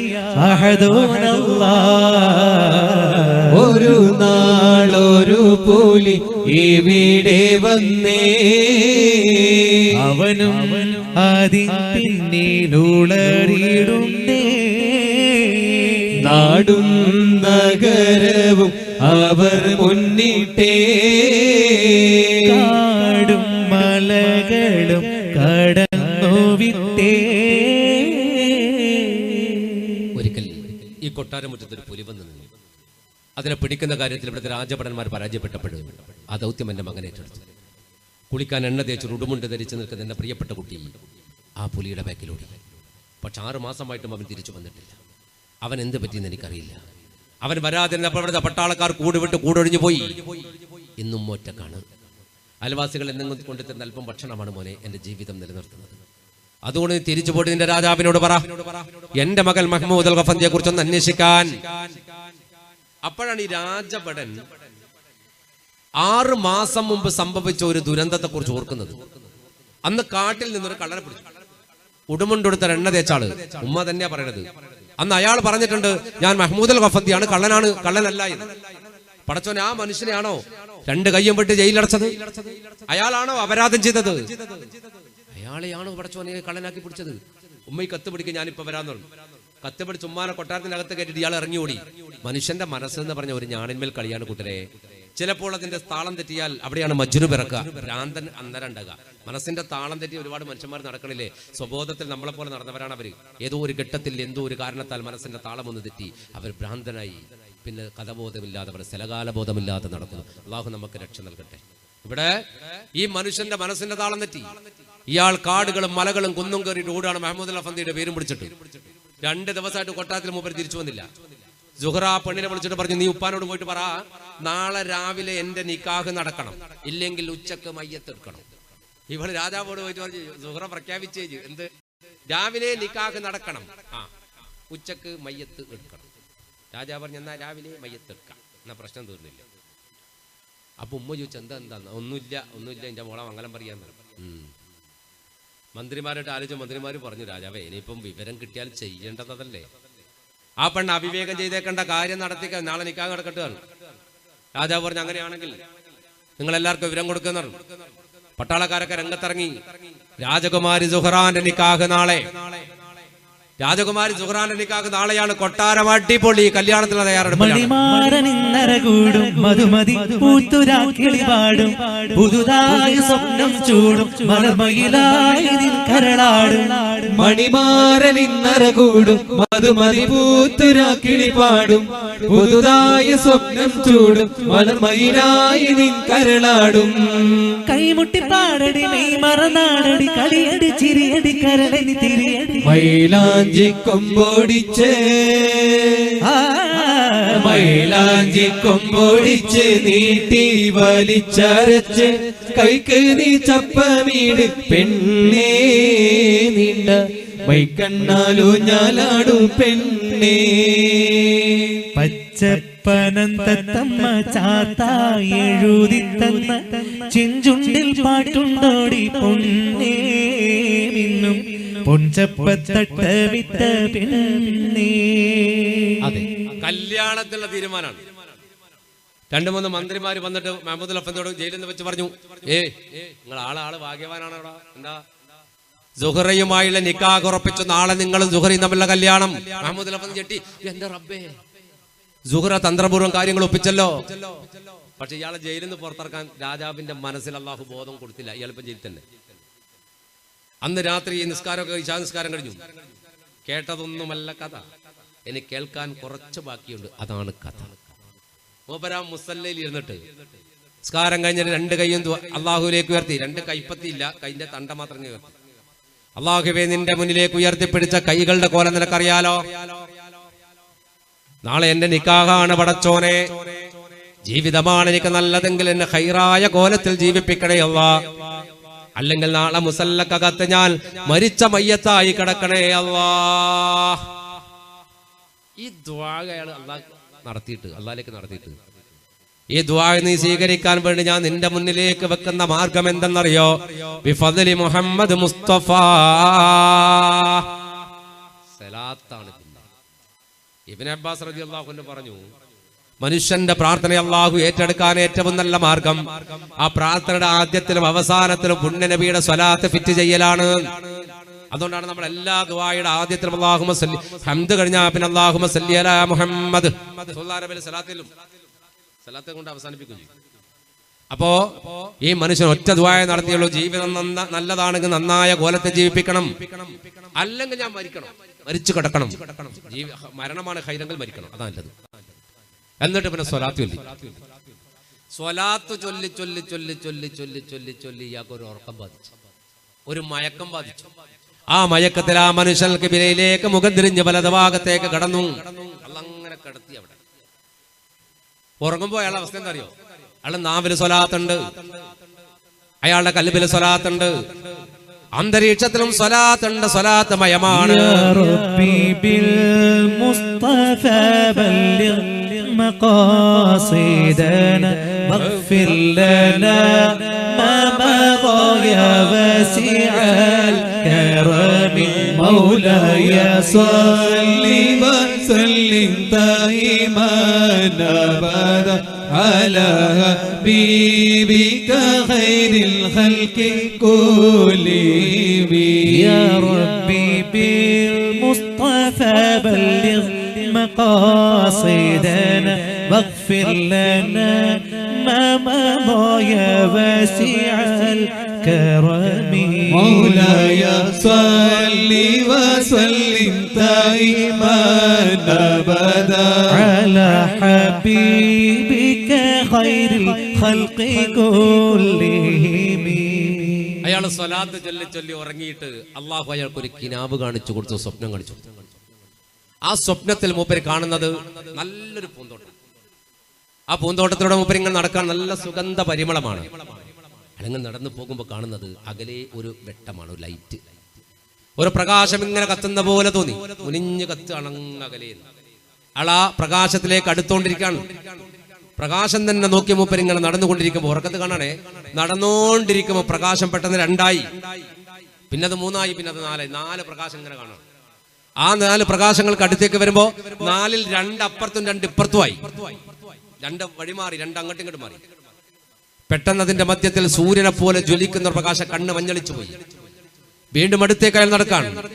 പെട്ടെന്ന് പ്രകാശങ്ങൾ മനുഷ്യരൂപം പൂണ്ടി നിൽക്കുന്നു എന്ന് ചരിത്രം പറയുന്നു. ഒരു ഭാഗത്ത് അയാൾ കണ്ടത് മഹാനായ അബൂബക്കർ സിദ്ദീഖ്, ഉമർ ഫാറൂഖ് റളിയല്ലാഹു അൻഹു. മറ്റൊരു ഭാഗത്ത് അയാൾ കാണുന്നത് ദിനൂറൈൻ ഉസ്മാൻ ഇബ്നു അഫ്ഫാൻ, അലി മുർത്തദ റളിയല്ലാഹു അൻഹു.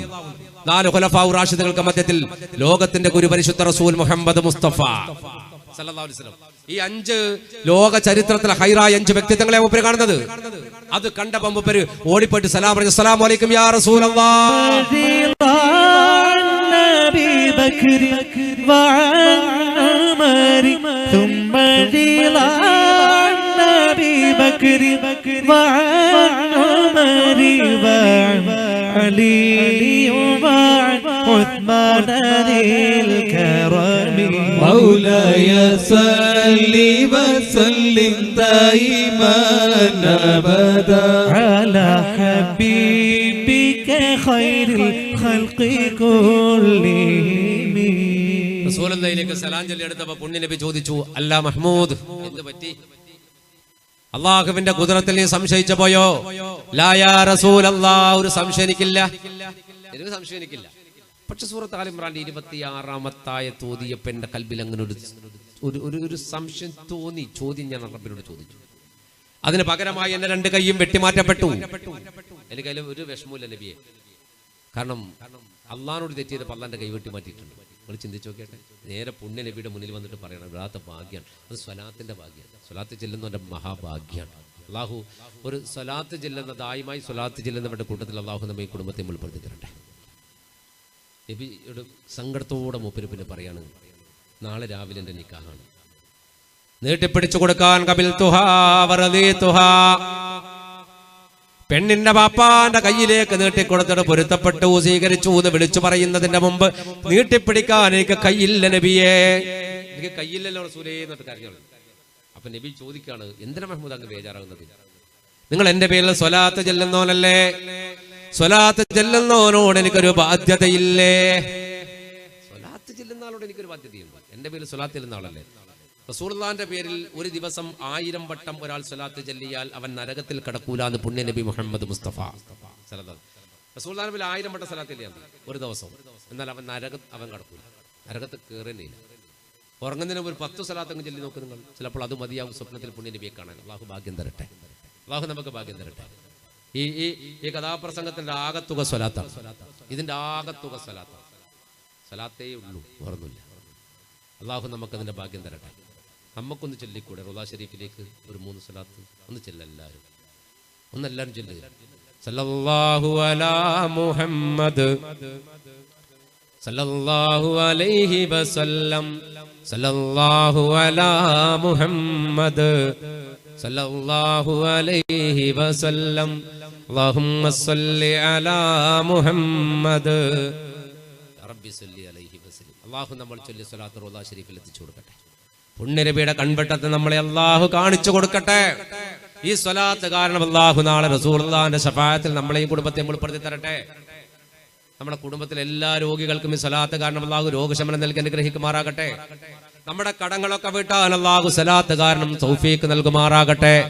നമ്മുടെ മക്കളെ അല്ലാഹു സ്വലാത്ത് കാരണം സാലിഹായ മക്കളാക്കട്ടെ. നമ്മളൊക്കെ മരിച്ചു കഴിഞ്ഞാൽ ഖബറിന്റെ മുന്നിൽ വന്ന് സലാം പറഞ്ഞിട്ട് റബ്ബിർഹംഹുമാ കമാ റബ്ബയാനി സഈറാ എന്ന് ദുആ ചെയ്യുന്ന നല്ല മക്കളാക്കി അല്ലാഹു നമ്മുടെ മക്കളെ മാറ്റി തരട്ടെ. സ്വലാത്തിന്റെ ബറക്കത്ത് കൊണ്ട് നാം ഇന്ന് അനുഭവിക്കുന്ന പ്രതിസന്ധികൾ അല്ലാഹു തരണം ചെയ്യാനുള്ള തൗഫീഖ് നൽകട്ടെ. ആമീൻ റഹ്മത്തിക യാ റബ്ബ്. എന്നിട്ട് പുണ്യനബി സ്വലാത്ത് ചൊല്ലിയ മനുഷ്യന്റെ വലത് കൈ പിടിച്ചു അങ്ങ് തടവിന്നാണ് ചരിത്രം പറഞ്ഞത്. തടവി 6 മാസം മുമ്പ് വെട്ടിയെടുത്ത് കുഴിച്ചിട്ട വലതു കൈ ആ കിനാവിൽ റീഫിറ്റ് ചെയ്ത് കൊടുക്കാണ് പുണ്യനബി മുഹമ്മദ് മുസ്തഫ. ഒന്ന് ഒച്ചത്ത് സ്വലാത്തിൽ മുഹമ്മദ് മുസ്തഫ സല്ലല്ലാഹു അലൈഹി വസല്ലം. ഈ വലത് കൈ കണ്ട അത്ഭുതത്തോടെ റസൂലുള്ളാഹിക്ക് സ്വലാത്തിൽ അല്ലാഹുക്ക് സ്തുതി പറയുമ്പോ ഇടത് കൈയും പുണ്യനബി പിടിച്ചു തടവി, 2 കൈയും. അത്ഭുതത്തിൽ മൂപ്പരിങ്ങനെ ഉറക്കത്താണ് 2 കൈയും കിട്ടുക. പെട്ടെന്ന് പുണ്യനബി എഴുന്നേറ്റ് ബാക്കോട്ട് ഇങ്ങനെ നടന്നു, സഹാബത്തും ബാക്കോട്ട് ഇങ്ങനെ നടന്നു, 4 പേരും ബാക്കോട്ട് നടന്നു. ഒരു സദസ്സിൽ റസൂലുള്ള പങ്കെടുത്താൽ ആ സദസ്സിൽ നിന്ന് റസൂലുള്ള പിരിഞ്ഞു പോകുമ്പോൾ സദസ്സിനെ മറികടന്നു പോകില്ല. മദീന പള്ളിക്കകത്ത് പ്രസംഗം നടത്തിയിട്ട് അള്ളാഹുവിൻ്റെ ഹബീബ് ക്ലാസ് കഴിഞ്ഞാൽ തൻ്റെ വീടായ ഉജ്റത്ത് ഷരീഫിലേക്ക്, ആയിഷാബിയുടെ ഉന്നത്ത റൗള ഷരീഫിലേക്ക് നടന്നു പോകുമ്പോൾ തിരിഞ്ഞു നടക്കാറുണ്ടായിരുന്നില്ല, നേരെ ഇങ്ങനെ പോകുമായിരുന്നു. ആ റൂമിലേക്ക് പുണ്യനബി കയറുന്നത് വരെ സഹാബത്ത് കാണുക റസൂലുള്ളാഹിന്റെ മുഖാണ്, ബാക്ക് കാണില്ല. ഒരു മനുഷ്യന്റെ കൈ മുസാഫഹത്തിന് വേണ്ടി അള്ളാഹിന്റെ നബി പിടിച്ചാൽ ആ മനുഷ്യൻ കൈയെടുക്കുന്നവരെ റസൂൽ വെച്ചു കൊടുക്കുമായിരുന്നു. കാരുണ്യത്തിന്റെ കൈയാണത്. അഷ്റഫുൽ ഖൽഖ് ത്വഹ മുഹമ്മദ് മുസ്തഫ സല്ലല്ലാഹു അലൈഹി വസല്ലം. ഒരു മനുഷ്യന്റെ മുഖത്തേക്ക് അള്ളാഹിന്റെ നബി നോക്കിയാൽ ആ നോക്കപ്പെട്ടവനുണ്ടല്ലോ മറ്റേ ആള്, അയാൾ കണ്ണ് വെട്ടിക്കുകയോ കണ്ണ് ചെമ്മുകയോ ചെയ്യുന്നത് വരെ പുണ്യനബി മുഖത്ത് ഇങ്ങനെ പുഞ്ചിരിച്ചുകൊണ്ട് നോക്കും. അത് കാരുണ്യത്തിന്റെ നോട്ടാണ്. ആ നോട്ടം അള്ളാഹു നമുക്ക് നൽകട്ടെ, അള്ളാഹു നമുക്ക് നൽകട്ടെ, അള്ളാഹു നമുക്ക് നൽകുമാറാകട്ടെ. പരിശുദ്ധ റസൂൽ സല്ലല്ലാഹു അലൈഹി വസല്ലം എഴുന്നേറ്റ് ഇങ്ങനെ അത് കണ്ടുപിടിച്ചവരെ വരുന്ന ആളാണ്, അത് കണ്ടുപിടിച്ചവരാണ്. അതുകൊണ്ട് ആ സദസ് 4 പേരും അതേപോലെ ബാക്കോട്ട് പോയി പ്രകാശമായി മാറിയപ്പോ കിടന്നിടത്ത് മഹ്മൂദ് അഫന്ദി വിളിച്ചു പോയി, യാ റസൂലല്ലാഹ് യാ ഹബീബല്ലാഹ്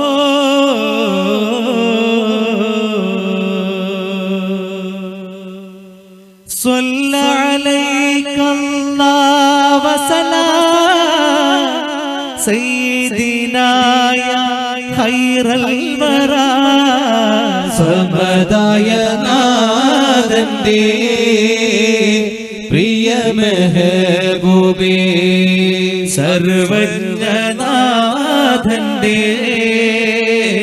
പ്രിയ മെഹബൂബേ, സമദായ നാദന്റെ പ്രിയ മെഹബൂബേ, സർവജ്ഞനാഥന്റെ പ്രിയ മെഹബൂബേ. ആ വിളിയോടുകൂടി മുമ്പ് ഉറക്കം ഞെട്ടിപ്പോയി. പടച്ചോനെ കയ്യില്ലേ അല്ല, കണ്ടത് കിനാവാണോ അല്ല. ഇരുട്ടത്ത് കൈ ഉണ്ടോന്ന് നോക്കാൻ വേണ്ടി വലത്തെ കൈ ഉണ്ട് ഇടത്തെ കൈക്ക് ഒരു നുള്ളെടുത്ത് നോക്കി. അപ്പൊ എന്താ കഥ എന്നറിയാം? നുള്ളാനി വലത്തെ കൈയും കൊള്ളാനി ഇടത്തെ കൈയും തിരിച്ചു കൊടുത്തിട്ട് പോയതാ പരിശുദ്ധ റസൂൽ മുഹമ്മദ് മുസ്തഫ. ഇതാണ് സ്വലാത്തിന്റെ മഹത്വം, ഇതാണ് അപാര മോചിതത്വം. വഫാത്തിന് ശേഷം ചരിത്രത്തെ പറഞ്ഞ വലിയ മോചിതത്വം. സ്വലാത്ത് ചൊല്ലിയ മനുഷ്യന്റെ മുന്നിൽ പ്രത്യക്ഷപ്പെട്ടുകൊണ്ട് രണ്ട് കൈയും തടവി കൊടുത്തു ഹബീബുന മുഹമ്മദ് മുസ്തഫ സല്ലല്ലാഹു അലൈഹി വസല്ലം. അള്ളാഹു നമുക്ക് തരട്ടെ ആ ഒരു തിരുനോട്ടം, ആ ശഫാഅത്തും അള്ളാഹു നമുക്ക് മഹ്ശറിൽ തരട്ടെ. റൗദാ ശരീഫിൽ ചെന്നിട്ട് നേരിട്ട് സലാം പറയാൻ അള്ളാഹു നമുക്കും കുടുംബത്തിനും ഭാഗ്യം തരട്ടെ. പിന്നെ നേരം വെളുക്കണവരെ മൂപ്പര് സ്വലാത്ത്. സുബഹി നിസ്കാരം കഴിഞ്ഞു സ്വലാത്ത് തന്നെ. ആ പെണ്ണവിടെ കൊണ്ടുവച്ചൊരു മുസാഫ് ഉണ്ടായിരുന്നു, അത് കൈ പിടിച്ചിട്ട് 6 മാസമായി മുസാഫ് കൈകൊണ്ട് തൊടാത്തത്. എന്തുകൊണ്ട്? കൈ ഇല്ലാത്തതുകൊണ്ട്. കൈ ഉണ്ടായിട്ട് എത്ര കാലമായി തൊടാത്തതെന്ന് സ്വന്തം ആലോചിക്കുക, ആരോട് പറയണ്ട, ഉണ്ടാണ്ടിരിക്കുക. ഈ മുസാഫ് ഇങ്ങനെ കയ്യിൽ പിടിച്ച മൂപ്പർക്ക് കല്യാണമൊന്നും പിന്നെ ഓർമ്മയില്ല. ഖുർആൻ ഇങ്ങനെ ഓതാണ്, സൂറത്ത് ആൽ ഇംറാൻ ഇങ്ങനെ ഓതാണ്. അപ്പോൾ രാജാവിന് ബോധം വന്ന് രാജാവ് മന്ത്രിമാരെ വിളിച്ചിട്ടുണ്ട്, കേട്ടോ പുതിയാപ്പിള്ള ഇന്നലെ തന്നെ ജയിലിൽ ഇറക്കിയിട്ട് VIP റൂം കൂട്ടേണ്ടത് നമ്മൾ മറന്നുപോയി, ഇനിയിപ്പോൾ ലേറ്റ് ആക്കാൻ പെട്ടെന്ന് പോ. എന്നിട്ട് പുതിയാപ്പിള്ള ഇറക്കിയിട്ട് കുളിപ്പിച്ച് റെഡിയാക്കി രാഹത്തായി വസ്ത്രമൊക്കെ ഒന്ന് ശരിക്കും തുണിയെ കൊടുത്ത് കൊടുക്കണേ, കയ്യിലാത്ത മനുഷ്യനെ ഊരി വീണുകൊണ്ട് എല്ലാം റെഡിയാക്കി പറഞ്ഞു കൊടുത്തു. അങ്ങനെ എല്ലാവരും കൂടി പോയി, കുറേ ആൾ പോയി. ജയിലിന്റെ മുന്നിൽ എല്ലാവരും നിന്ന് തുറന്ന് പ്രധാനമന്ത്രി മാത്രം ജയിലിനുള്ളിൽ കയറി. ഇയാളാണ് കിബിലക്ക് തിരിഞ്ഞിട്ട് ഓതുകയാണ്. ഇയാൾ ബേക്കിൽ നിന്ന് ടവറും തുറത്ത് വന്ന് കുറേ എണ്ണത്തിന്റെ ഓർക്കം പോയി. സമാധാനം കൈന്നും പറഞ്ഞിട്ട് ഇവർ ഇറങ്ങിയ കൂടി. ഇയാളൊച്ചക്ക് ബാക്കിലാളോടി രാജാവേ കൈ രാജാവിന് കഴിക്കുന്ന ഭക്ഷണം കൈ ഉണ്ടല്ലോ, നിങ്ങൾക്കല്ല നിങ്ങളെ കള്ളം പോയി അപ്പളൊക്കെ കയ്യോ? ആ നിങ്ങൾ കണ്ടോ? ഞാൻ കണ്ട്. നിങ്ങൾ കണ്ടോടാ? ഇവന്റെ അലാക്കിന്റെ തോണി നമ്മൾ ഓടിയാണ്. നീ കൈ കണ്ടോടാ? ഒരുത്തം പറയും രാജാവെ കാല് കണ്ടിട്ട് തോന്നിയതായിരിക്കും. നീ ഉണ്ടാക്കടാ കാലിങ്ങനെ വളച്ച് മേലോട്ട് വെച്ച് കഴിയുമ്പോൾ മുസാഫെടുത്തു നോക്കാള് കൈ എന്നെ ഞാൻ കണ്ടത് കുഴപ്പമായി. രാജാ പറഞ്ഞ കൈ വെട്ടിയോടെ പിടിച്ചോണ്ടാണ്, ആരാച്ചാറെ കൊണ്ടാണ് ഓനെ കൊണ്ടുവന്ന്. എടാ നീ നമ്മൾ ഇന്നത്തെ പുയ്യാപ്പിളിന്റെ കൈ വെട്ടിയതല്ലേ? വെട്ടിയെടുത്ത് കുഴിച്ചിട്ടതാന്ന്. എന്നിട്ട് പറഞ്ഞ് കൈ ഉണ്ട്, ഞാൻ കുഴിച്ചിട്ടതാന്ന്. ഉണ്ടടാ? ഉണ്ട്. വെട്ടിയടാ? വെട്ടി. രാജാ പറഞ്ഞൊരു കാര്യം നമുക്ക് പോയി വെക്കാം. കൈ ഉണ്ടെങ്കിൽ കൈ വെട്ടി എന്ന് പറഞ്ഞ ശൈത്താൻ നിന്റെ കൈ ഞാൻ വെട്ടു. കൈ ഇല്ലെങ്കിൽ ഇപ്പൊ ഈ ഗുലുമാല് കംപ്ലീറ്റ് ഉണ്ടാക്കി നമുക്ക് നിന്റെ കൈ ഞാൻ വെട്ടുക. പിന്നെ ഇവർക്ക് സംശയം, പഠിച്ചവനെ മറ്റോ ഇങ്ങനെ ചിന്തിച്ച് കൈ വെട്ടി പല്ലിക്ക് പാല് മുളക്കും പോലെ മുളച്ച മറ്റോ വിചാരിച്ച് കാല് കണ്ടിട്ട് കയ്യാൻ തോന്നിപ്പോയാ. ബാക്കിയുള്ള ആളുകൾ തിരിച്ചുകൂടി ഇവർ രണ്ടാളോട് പറഞ്ഞു ഞാനോ കാക്കാമാറേ എവിടെയൊക്കെ ചൊറിഞ്ഞ് മാറ്റി വെച്ചോ, ഏതൊക്കെ ഒറ്റന്റെ കൈ പോകുന്നത്. എല്ലാവരും കൂടി ജയിലിന്റെ മുന്നിൽ, ജയിൽ തുറന്ന് വീണ്ടും അകത്ത് ഖുർആൻ ഓതിക്കൊണ്ടിരിക്കുന്ന മഹ്മൂദ് അൽ-അഫന്ദിയുടെ ബാക്ക് പെട്ടി രാജാവ് വിളിച്ചു. വിളിച്ചപ്പോ മൂപ്പര് മുസാഫ് അടക്കി പൂട്ടി വെച്ചിട്ട് ഇങ്ങനെ തിരിഞ്ഞു നോക്കി. ആ മുഖം കണ്ട രാജാവ് ഞെട്ടി. റബ്ബേ, ഇത് മഹാരാജാവല്ലേ? ഇത് മഹ്മൂദ് അൽ-അഫന്ദി അല്ലേ? എങ്ങനെ ഹബ്സിനകം വന്നു രാജൻ നോക്കയാ. അജബുകൾ അനവധി കൂടുന്നേ, അത്ഭുതമാലുര ചെയ്യുന്നേ, ആരംഭത്താലോതുന്നേ, ആ കഥ കൊല്ലും ചൊല്ലുന്നേ. അജബുകൾ അനവധി കൂടുന്നേ, അത്ഭുതമാലുര ചെയ്യുന്നേ, ആരംഭത്താലോതുന്നേ, ആ കഥ കൊല്ലും ചൊല്ലുന്നേ. വനമതിൽ ചിന്ത വളരുകയായി ഇവരും അഫന്ദിയാ.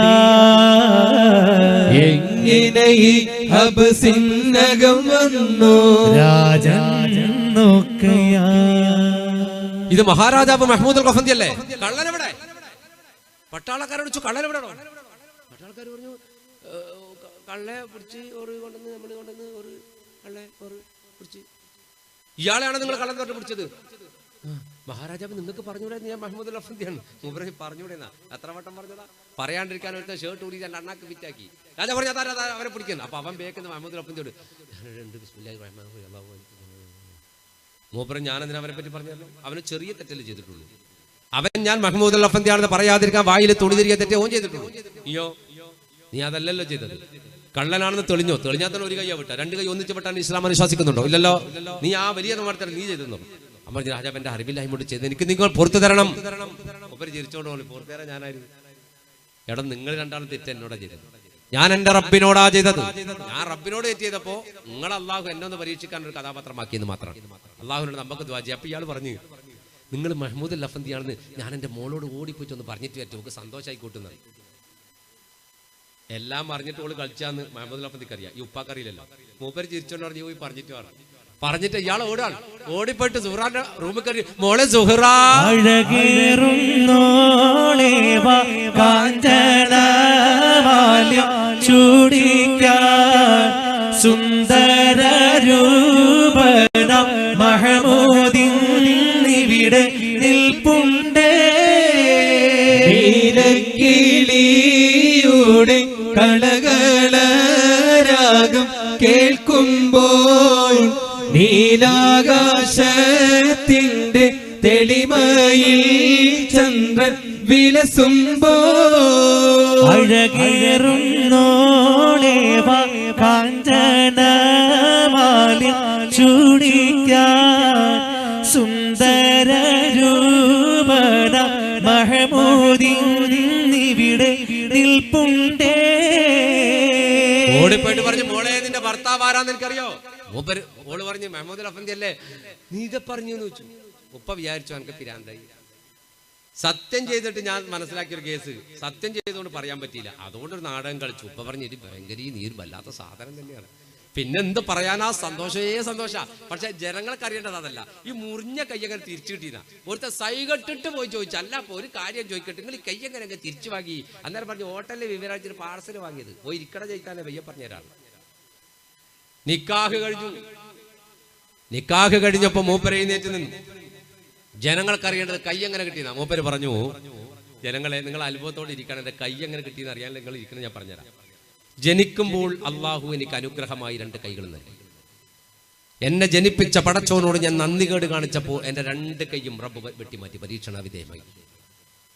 ആ റബ്ബ് പരീക്ഷണ വിധേയമാക്കി കൈവെട്ടി മാറ്റിയപ്പോ അള്ളാഹു മണ്ണിലേക്ക് പറഞ്ഞയച്ച റഹ്മത്തുൽ ആലമീൻ, ലോകങ്ങൾക്ക് കരുണ കൊണ്ടുവന്ന പടച്ചോന്റെ പ്രിയപ്പെട്ട ഹബീബ് മുഹമ്മദ് മുസ്തഫ സല്ലല്ലാഹു അലൈഹി വസല്ലം. അള്ളാഹുവിനെ പരിചയപ്പെടുത്തിയ റബ്ബുൽ ആലമീൻ ആണ്, ലോകങ്ങളുടെ അണ്ടകടാഹങ്ങളുടെ റബ്ബ് എന്ന്. പുണ്യ നബിയെ പരിചയപ്പെടുത്തിയതോ റഹ്മത്തുൽ ആലമീൻ എന്നാണ്, അണ്ടകടാഹങ്ങൾക്ക് റഹ്മത്തുമായി കാരുണ്യവുമായി വന്ന നബി എന്ന് പുണ്യ നബി മുഹമ്മദ് മുസ്തഫ. ഞാൻ ഇന്നലെ എന്റെ റസൂലിന്റെ പേരിൽ സ്വലാത്ത് ചൊല്ലി. സ്വലാത്ത് കാരണം എന്റെ നബി എന്റെ മുന്നിൽ കിനാവിൽ വന്നു.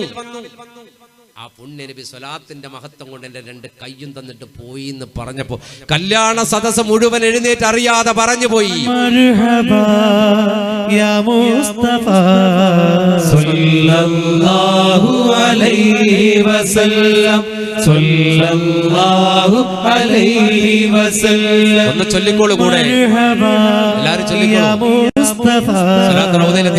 സല്ലല്ലാഹു അലൈഹി വസല്ലം, സല്ലല്ലാഹു അലൈഹി വസല്ലം. യാ ഹബീബ് ഖുദാ അഹ്മദ് മുജ്തബാ, യാ ഹബീബ് ഖുദാ അഹ്മദ് മുജ്തബാ. സല്ലല്ലാഹു അലൈഹി വസല്ലം, സല്ലല്ലാഹു അലൈഹി വസല്ലം. മർഹബാ യാ മുസ്തഫ സല്ലല്ലാഹു അലൈഹി വസല്ലം, സല്ലല്ലാഹു അലൈഹി വസല്ലം, സല്ലല്ലാഹു അലൈഹി വസല്ലം. ആ കല്യാണ പന്തൽ മുഴുവൻ സ്വലാത്തമയം. കല്യാണ പന്തൽ സ്വലാത്തിന്റെ മദ്ഹിന്റെ വേദിയാക്കി മാറ്റി. 1 മിനിറ്റ് പോലും പാഴാക്കാത്ത തന്റെ ഭാര്യയുടെ കയ്യും പിടിച്ചുകൊണ്ട് തന്റെ പഴയ കൊട്ടാരത്തിലേക്ക് കൂടി ഉമ്മയൊന്ന് കാണാൻ പോയി. ഡോറിന് തട്ടി. മൃതയായ മാതാവ് വാതിൽ തുറന്നു. തന്റെ മകനെ കണ്ട് പൊട്ടിക്കരഞ്ഞിട്ട് ചോദിച്ചു, മോനിക്കാലം എത്രയും ഉമ്മാനെ വിട്ട് അവിടെ പോയി? ഞാൻ ജയിലിലായിരുന്നു, എന്റെ 2 കൈയും വെട്ടിമുറിക്കപ്പെട്ടു. എല്ലാ കഥകളും ഉമ്മയോട് പറഞ്ഞു. ഇവളെ ഞാൻ നിക്കാഹ് ചെയ്യേണ്ടി വന്നു. എല്ലാം പറഞ്ഞപ്പോ തന്റെ മകന്റെ നെഞ്ചിലേക്ക് ചേർന്ന് കിടന്നിട്ട് ആ വൃദ്ധ മാതാവ് പറഞ്ഞു, അല്ലാ എന്റെ മകനെ നീ നന്നാക്കണം പടച്ചോനെ, അവനെ നീ പരീക്ഷിക്കല്ല തമ്പുരാനെ എന്ന്. ഒരു ഉമ്മയുടെ വേദനയുള്ള പ്രാർത്ഥന അല്ലാഹു സ്വീകരിക്കും. അവിടെ അല്ലാഹു റബ്ബുൽ ഇസ്സത്ത് ഉമ്മാന്റെ ഉപ്പാന്റെ പ്രാർത്ഥന മക്കളുടെ ഭാവി നിർണ്ണയിക്കുക, കുട്ടികളുടെ ഭാവി നിർണ്ണയിക്കുന്ന പ്രാർത്ഥനയുടെ ഏറ്റവും അടിസ്ഥാന ഘടകം മാതാപിതാക്കളുടെ ദുആയാണ്. കുട്ടികൾക്ക് എതിരായി പ്രാർത്ഥിച്ചാലോ? മാതാപിതാക്കൾ കുട്ടികൾക്ക് എതിരായിട്ട് ഒരിക്കലും പ്രാർത്ഥിക്കാൻ പാടില്ല.